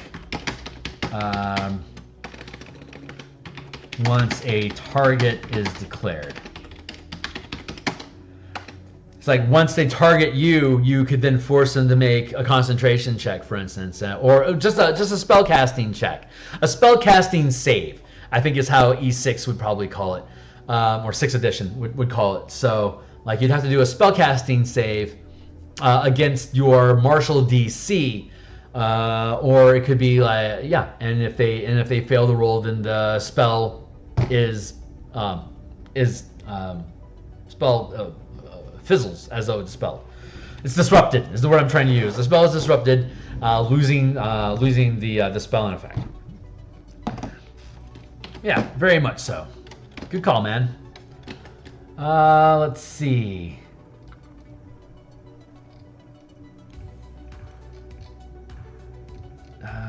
Power gear.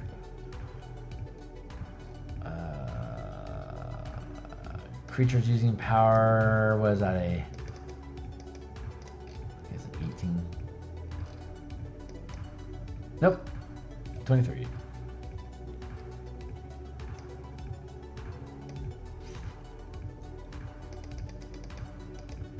Okay, and once this book comes out, I could easily just build a book of powerful.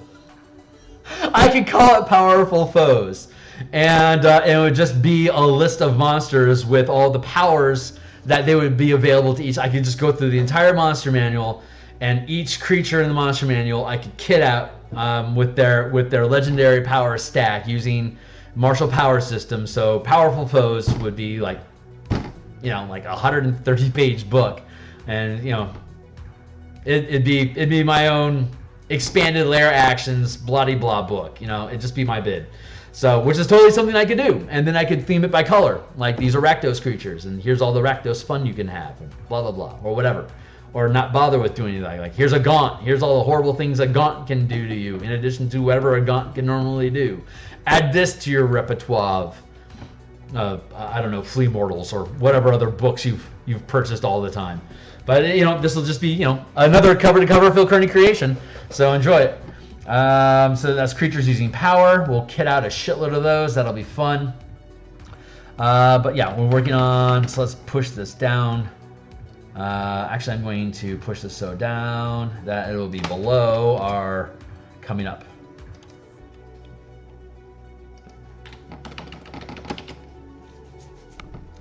So I think, yeah.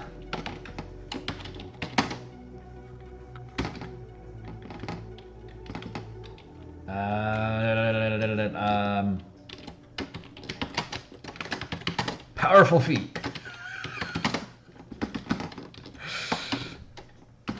Defensive stance. That's so funny. Defensive stance. Sacrifice action.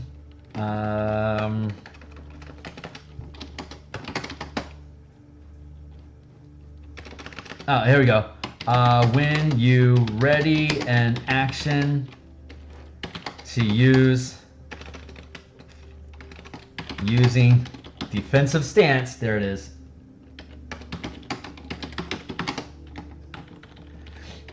You gain a number of additional opportunity attacks equal to the number of attacks you make as an action.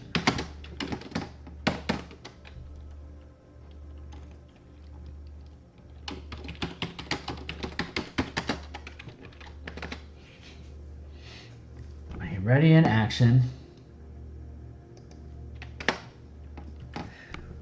When you're ready in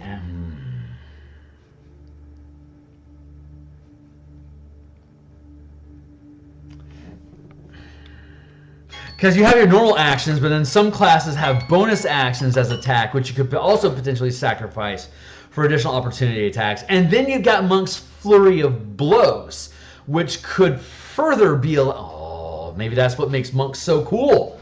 Yep, that's what makes monks so cool. So we're going to do away with that. We're going to go all the way back up here to the monk and add this to the monk. How fun is that? Here's all the monk shit that we've done. This is all on page 8. If you go to if you check in the description below, you'll see the Patreon link. That Patreon takes you to a post about, hey, this is shit we're doing with Marshall Powers. Check it out. And then it gives you a link to Marshall Powers playtest. That takes you to this page that I'm working on right here, right now. So we are right here, right now, live playtest content, page 8. Monastic Traditions, page 7. Art and Mobility, Stunning Strike, Focused Strike, Key Healing, Flurry of Attacks. We're going to go with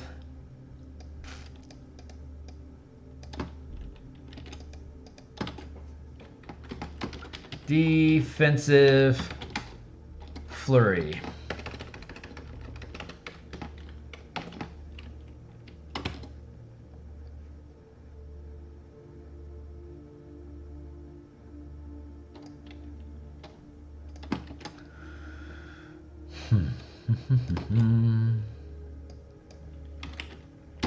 Third level, optional class feature.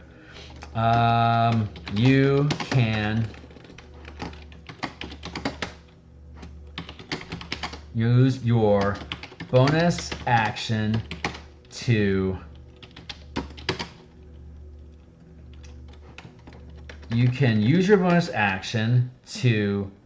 make a number of two additional opportunity attacks until the beginning of your next turn. You can make one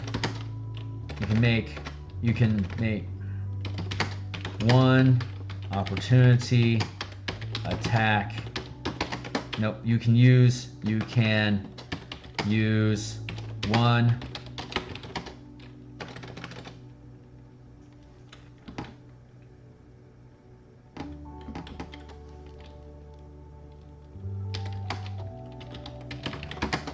as reactions until the beginning of your next turn. You can use one reaction during each. You can use only one reaction each turn.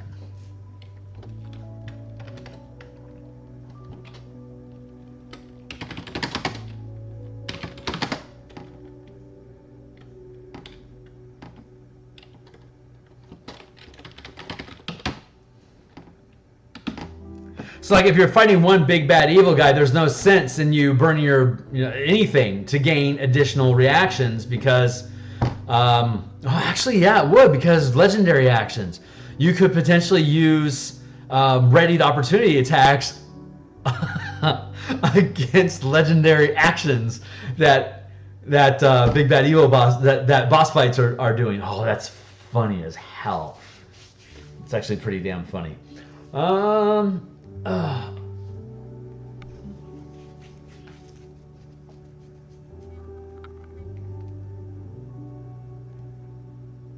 During each turn.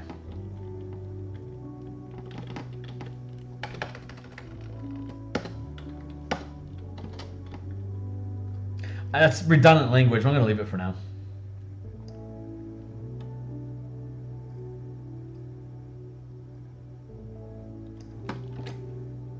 So now we can go back down. That's fun. That makes the monk super cool. And he didn't have to spend a feat. That's just something he can do. So then you got the feats down here. So I don't have to worry about bonus actions. The monk can already do a bonus action. That makes the monk super special.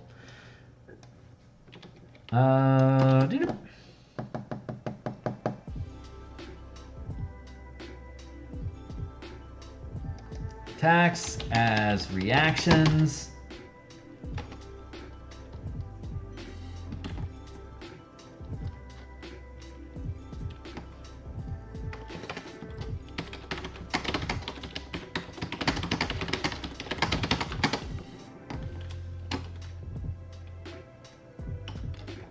I might be able to do this a little better. When you ready an action using defensive stance, you gain a number of additional opportunity attacks as reactions. When you ready an action,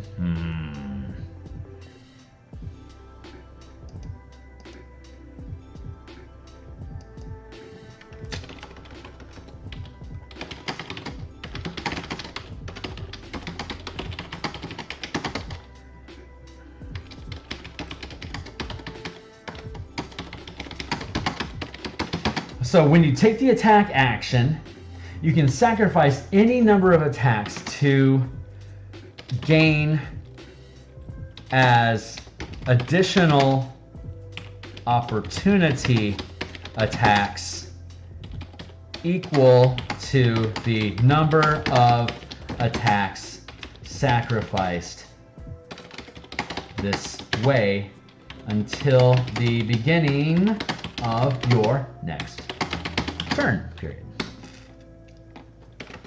as additional reactions, period.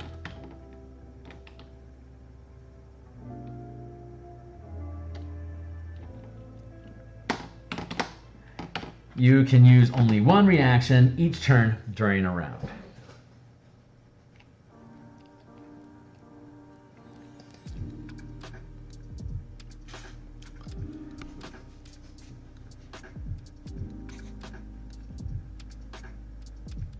Okay, so defensive stance. With that, okay, so now how it works is when you use the attack action, you can sacrifice any number of those attacks to become additional opportunity attacks later. So if an 11th level fighter can attack twice, attack, and then sacrifice their third attack to hold on to be a second opportunity attack and still have a general reaction open.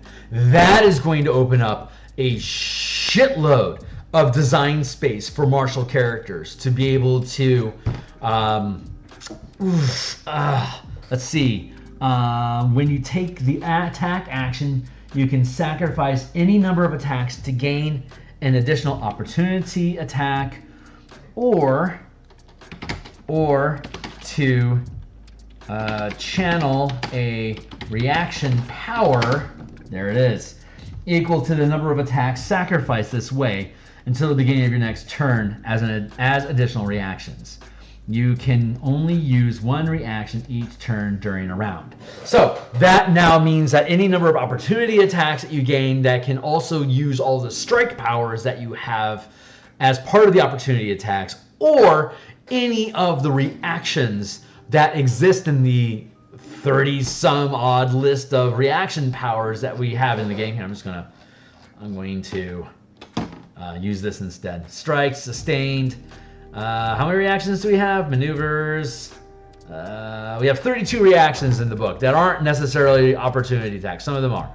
But yeah, so you could take a fighter, you could make one attack, and 11th level fighter could make one attack, and then hold on to the other two attacks to be additional reactions that they can take on top of the reaction they normally have. So a 11th level fighter could have one attack and then 3 opportunity attacks, or 3 reactions, as opposed to 3 attacks and 1 reaction. There's no guarantee the reactions that you choose are going to be available during your round, so you're risking the lack of attack opportunities. But the same thing, if you use 3 attacks, if you kill all the targets available in 1 attack, then the other 2 attacks are wasted anyway.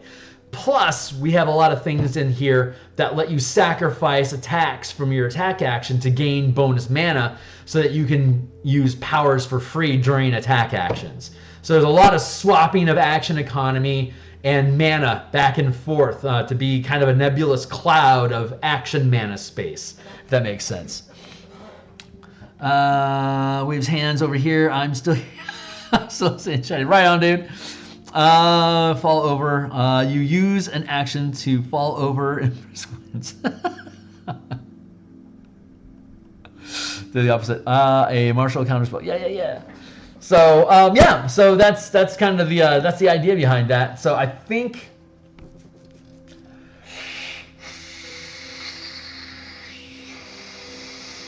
So the question is that a core feature of channeling powers? Like, this is just something you can do if you can channel powers, or is this just something or is this something that has to be gained? I don't. If it was a class feature, I could easily see it going into the fighter, but the fighter is already so kitted out.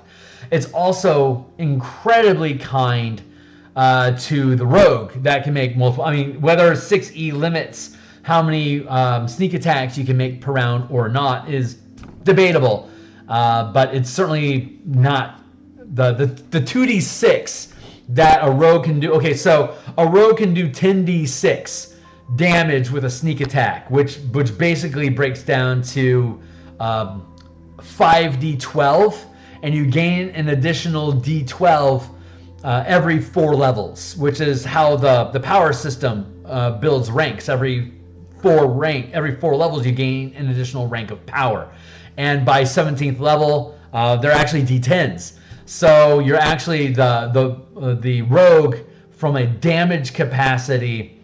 The die rolls that you get from martial powers are technically weaker than a sneak attack die roll. So it's really interesting that sneak attack has infinite use. It really tells you how useful damage can be when you have constraints and limits and rules behind how you can make use of those, how you can apply that damage, or like when does that damage qualify.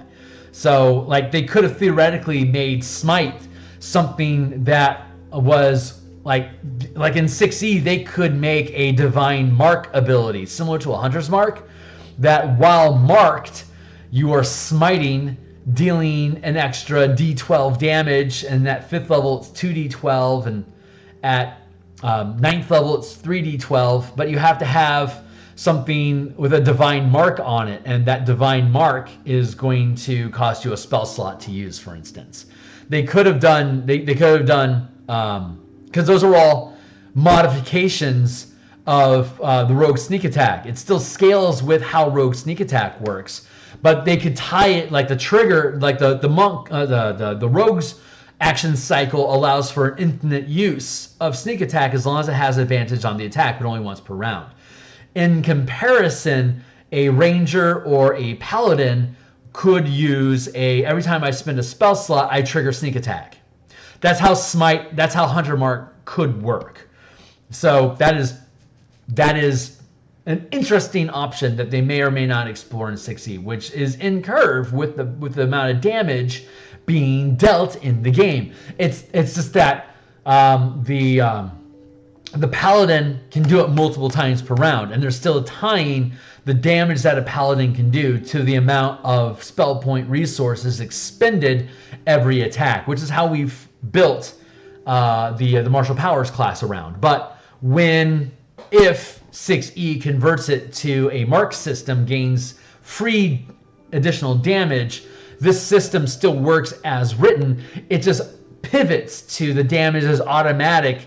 Every time you spend mana, you get these bonus effects on top of that trigger damage. All these strike powers count as marking a target when you make the attack roll, for instance. So it'll be really easy for us to pivot, but it's reasonable that they would convert to that resource equals ideal sneak attack damage. That's something they could have done. It's interesting that they aren't exploring that space yet, but it's viable because you don't out damage the rogue doing that. You can potentially out damage the amount of damage you do per turn more than the rogue. So that's why it's so interesting that they've restricted the rogue to only using sneak attack during your turn, not as a reaction during other people's turns. So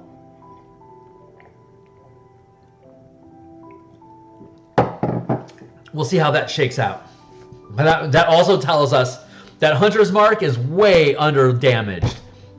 Like they could afford to have like Hunter's Mark. When you cast Hunter's Mark, requires concentration, target enemy, and deal sneak attack against that specific enemy once per round. That would be a badass Ranger, and it would make it an expert like the Rogue. Or like a Bard uses Bardic Inspiration to mark a target, and you can deal psychic damage to that marked target using whatever your Bardic Inspiration die is. while that target is marked. Like they could have built cantrips that way. It's a different power dynamic with more steps. Like you have to set someone, but we already have that with Hunter's Mark. Anyway, food for thought. Maybe I'll build that out someday. We'll see how 60 lands and see if it's necessary or not. But that could be a path that we go. So power. So I think we're going to leave defensive stance. God, that's such a give me feat though. So it just feels like it's such a core option to classes.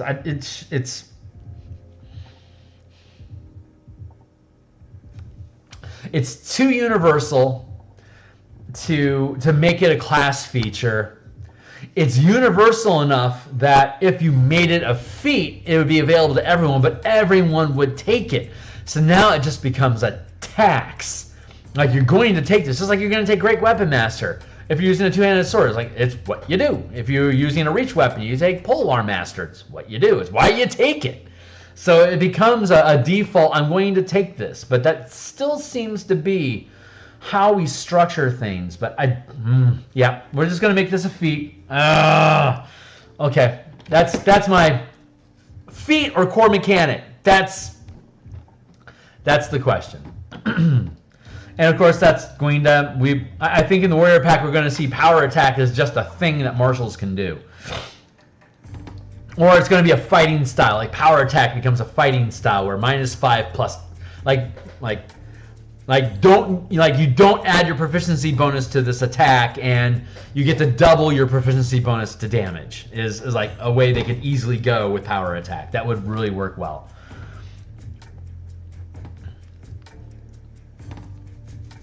Or it could just be as easy as, I see they made it -5 instead of disadvantage. I mean, that's a way of stacking disadvantage with the -5, which I don't oppose. So I think I like the idea of lose proficiency bonus, gain double proficiency bonus and damage. That, like right out the gate, that's +4 at first level. That's pretty damn good. That's the difference between life and death for a goblin or a kobold. So that's pretty good. But let's look up here. Let's see how I have powers laid out right now. Reaction powers, exploit powers, martial powers, multi-class and channeling and spell casting, hybrid and martial casting classes, sharing mana between channeling and casting spells. So much of these mechanics are like 90% of the way there. Like the language isn't necessarily the best, but like all the stuff that's needed to be there to make the thing go, it's all in place. So that's coming along really nicely. And I feel like I'm off screen. So let me scoot my shit over a little bit. There we go. I could try zooming, Kearney. How about zooming, you smuck? Let's see. Sharing mana, martial powers, exploits, reaction, strike, sustained.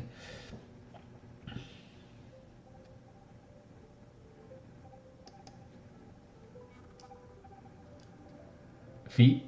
Yeah, that's the debate. You know, is it a feat? Ha ha ha, feat. I hear what you're doing there. But is it a? I'm out of water. I'm gonna grab more water and rant some more.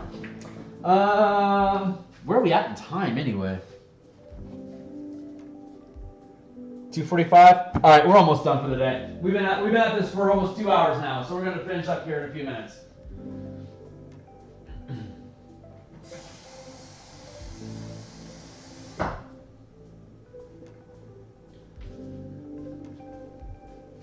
So here's the rest of my day. I'm going to finish up here in the next 20 minutes. I'm going to bio break real quick. I'm going to bio. I'm going to finish up in the next 15 minutes, 20 minutes-ish. I'm going to go away and finish my day, and then I'm going to be back at 7 o'clock tonight. 7 o'clock tonight to do more of the Crystals of Mabar book cover, which is coming along, I think, very nicely. So I'm going to put in probably about 2 or 3 hours on that. So I'm going to disappear from the board for about 4 hours and then come back.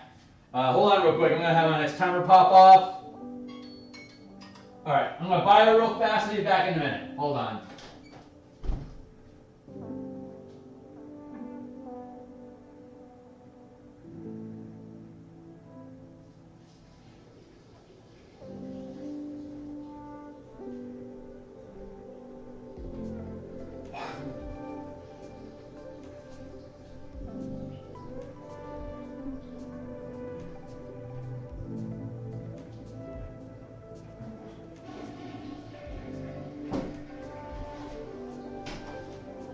All right. 20 minutes left. So let's. I might not actually need 20 minutes. We could probably actually be done like in a minute. But whatevs. Villain's feet. Right now we are looking at. Let's see. Do we just add it in here? Exploit powers, disciplines of power, sharing mana.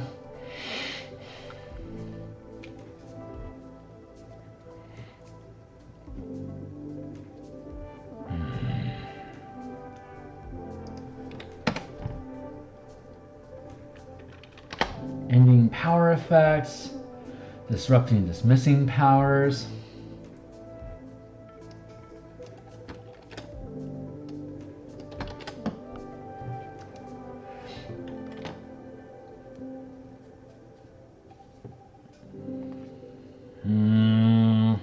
We got a list of powers.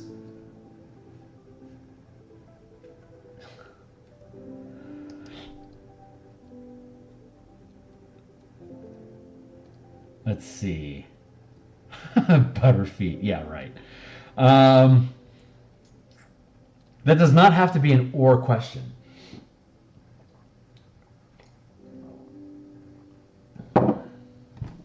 It's just a matter of, I guess it's just a matter of perspective, right? Ha ha ha. So we're looking at this. It's being a power feels it could be a sustained stance. It could be a sustained power. You could do that as a. That's actually not a bad option.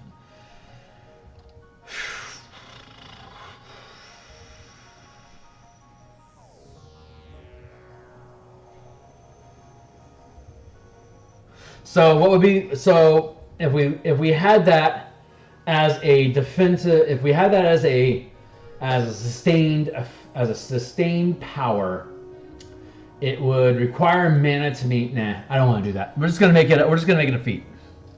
Yep, feat. The answer is feat, my friend. Feat. That is what we are going to do.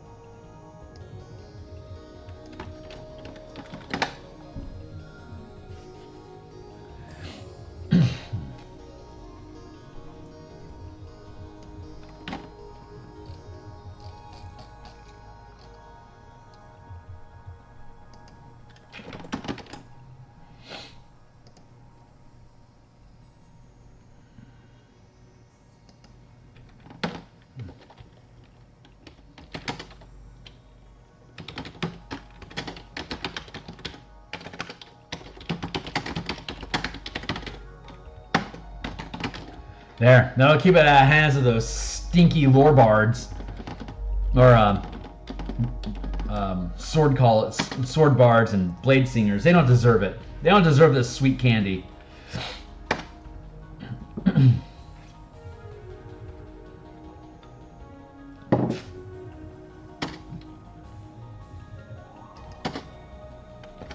And since you can purchase feats instead of powers, it's like a free stance. Which is kind of the format that we've been going with. So channeling class feature requires, that's it. Requires channeling class feature. That's it. So your stinky lore bards could get it, or your stinky sword bards could get it, but they would have to gain channeling as a class feature. It means they're gonna have to multi-dip. So I'm happy with that. And I'm happy with this session. That's freaking ace, dude. I love that. Let's see. Repeatable.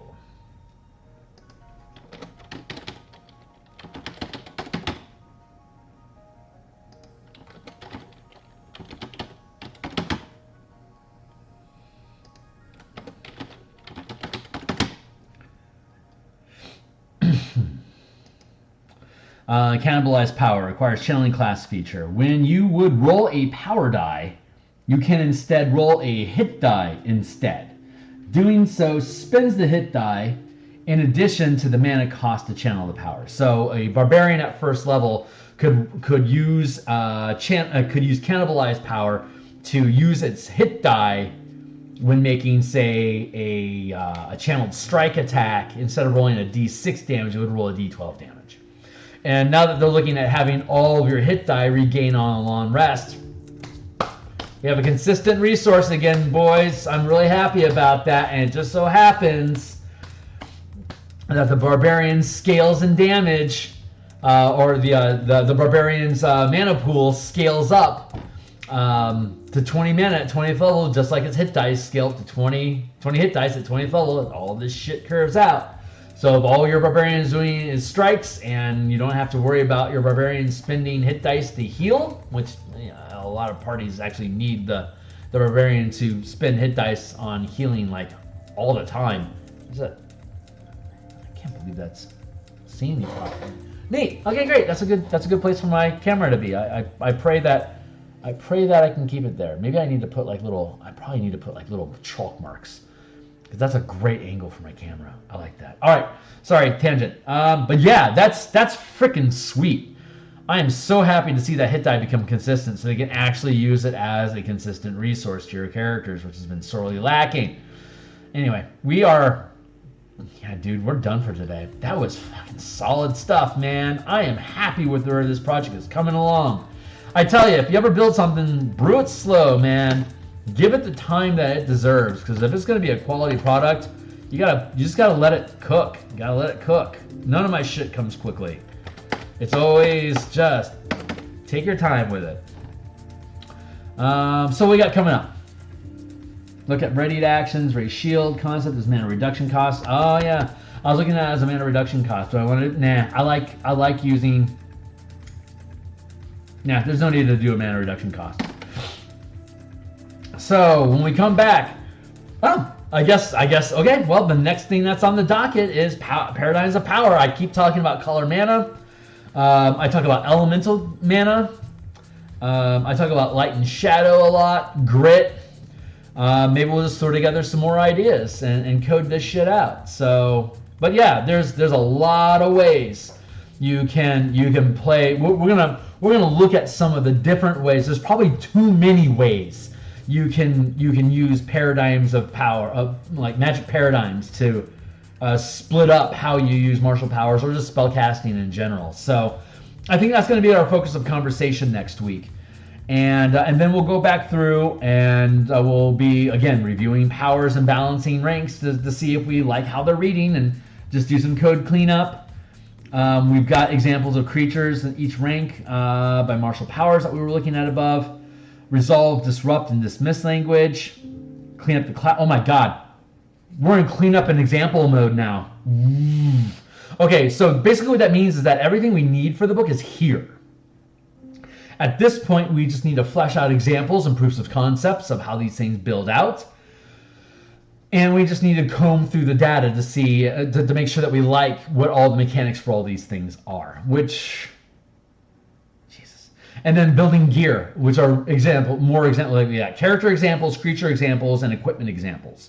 Those are 3 example things that we need to do. We have to go through and clean up the actual power mechanic and each ability power, like the actual mechanics of channeling, and then the class feature mechanics above, and then each power mechanics above.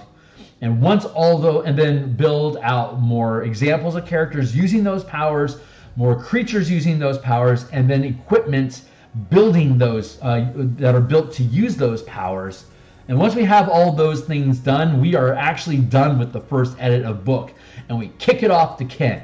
So I was predicting that this would go into edits by New Year. We're in October right now. I think that's pretty realistic. I think this is actually going to go off to editing. Yeah, I think this is going to go into editing by New Year, which probably means that Ken will chew on it for a month or two, which means it will come back to us by, I assume, it'll be ready for layouts by end of February, which means beginning of March, we start doing the layouts for this book. And that means that we have to start working on the book cover by New Year. Like as soon as I hand it off for edits, that's when the book cover gets started. That's always the process. Whenever the book is done being written, we hand it off to the editor, or like in the case of the Spelljammer Combat and Encounter book, I handed that off to Ukulele to help me sort out order and start fleshing out the language and the connected material in there. That's when I started the cover for Spelljammer Combat and Encounters. The Eberron Crystals of Mabar adventure, when Andy and I were done with the playtesting and the writing on that, we handed it off to Stuart for editing. That's when I started the cover. So stay tuned later on tonight at 7 o'clock PST, which is 10 p.m. EST. Sorry, late owls, you gotta be late. So I'll be back in about 4 hours to do some book cover work. I'm gonna cut stream here. Thanks a lot for showing up and support. Like, subscribe, share. Watch some of my old content so I can rack up more hours. I need 4,000 hours of content watched before I can get monetized. I'm only at about 800 hours right now, so I need more. I have 105 subscribers. I need 1,000 for me to get monetized to do this stuff. Again, we're building these things from ideation through publication, doing all the writings. The only thing we don't share is final text formatting and edits, which is done by other people. But we do all the ideation here. When it comes back from editing, so we know what the actual words are supposed to be. We then do layout, and then once the layout is done, we do the artwork. The book cover will be done while it's in editing, so there's no hang time between products. So once this actually kicks out to Ken for editing, you're going to see this Monday morning is going to start doing book cover artwork for the Marshall Powers book that we're working on right now. And once we get it back from Ken, we'll drop it into Word. Yes, I use Microsoft Word for my editing. Kill me later. But I love being able to actually go in, manipulate the text and its placement at the same time. I know you can do that with InDesign and a lot of other programs, but I'm a Word guy. It's free for me. It's free for a lot of people. It's a good tool to use on stream like this. InDesign can be a little cost prohibitive for people that are trying to get into the art of design work. So I use Word to show that it can be done, and it's super fun. So stick around, check it out, check out my books below, catch me on Twitter. I'll be back in 4 hours to do some painting, and so have a good dinner. I'll see you on the other side.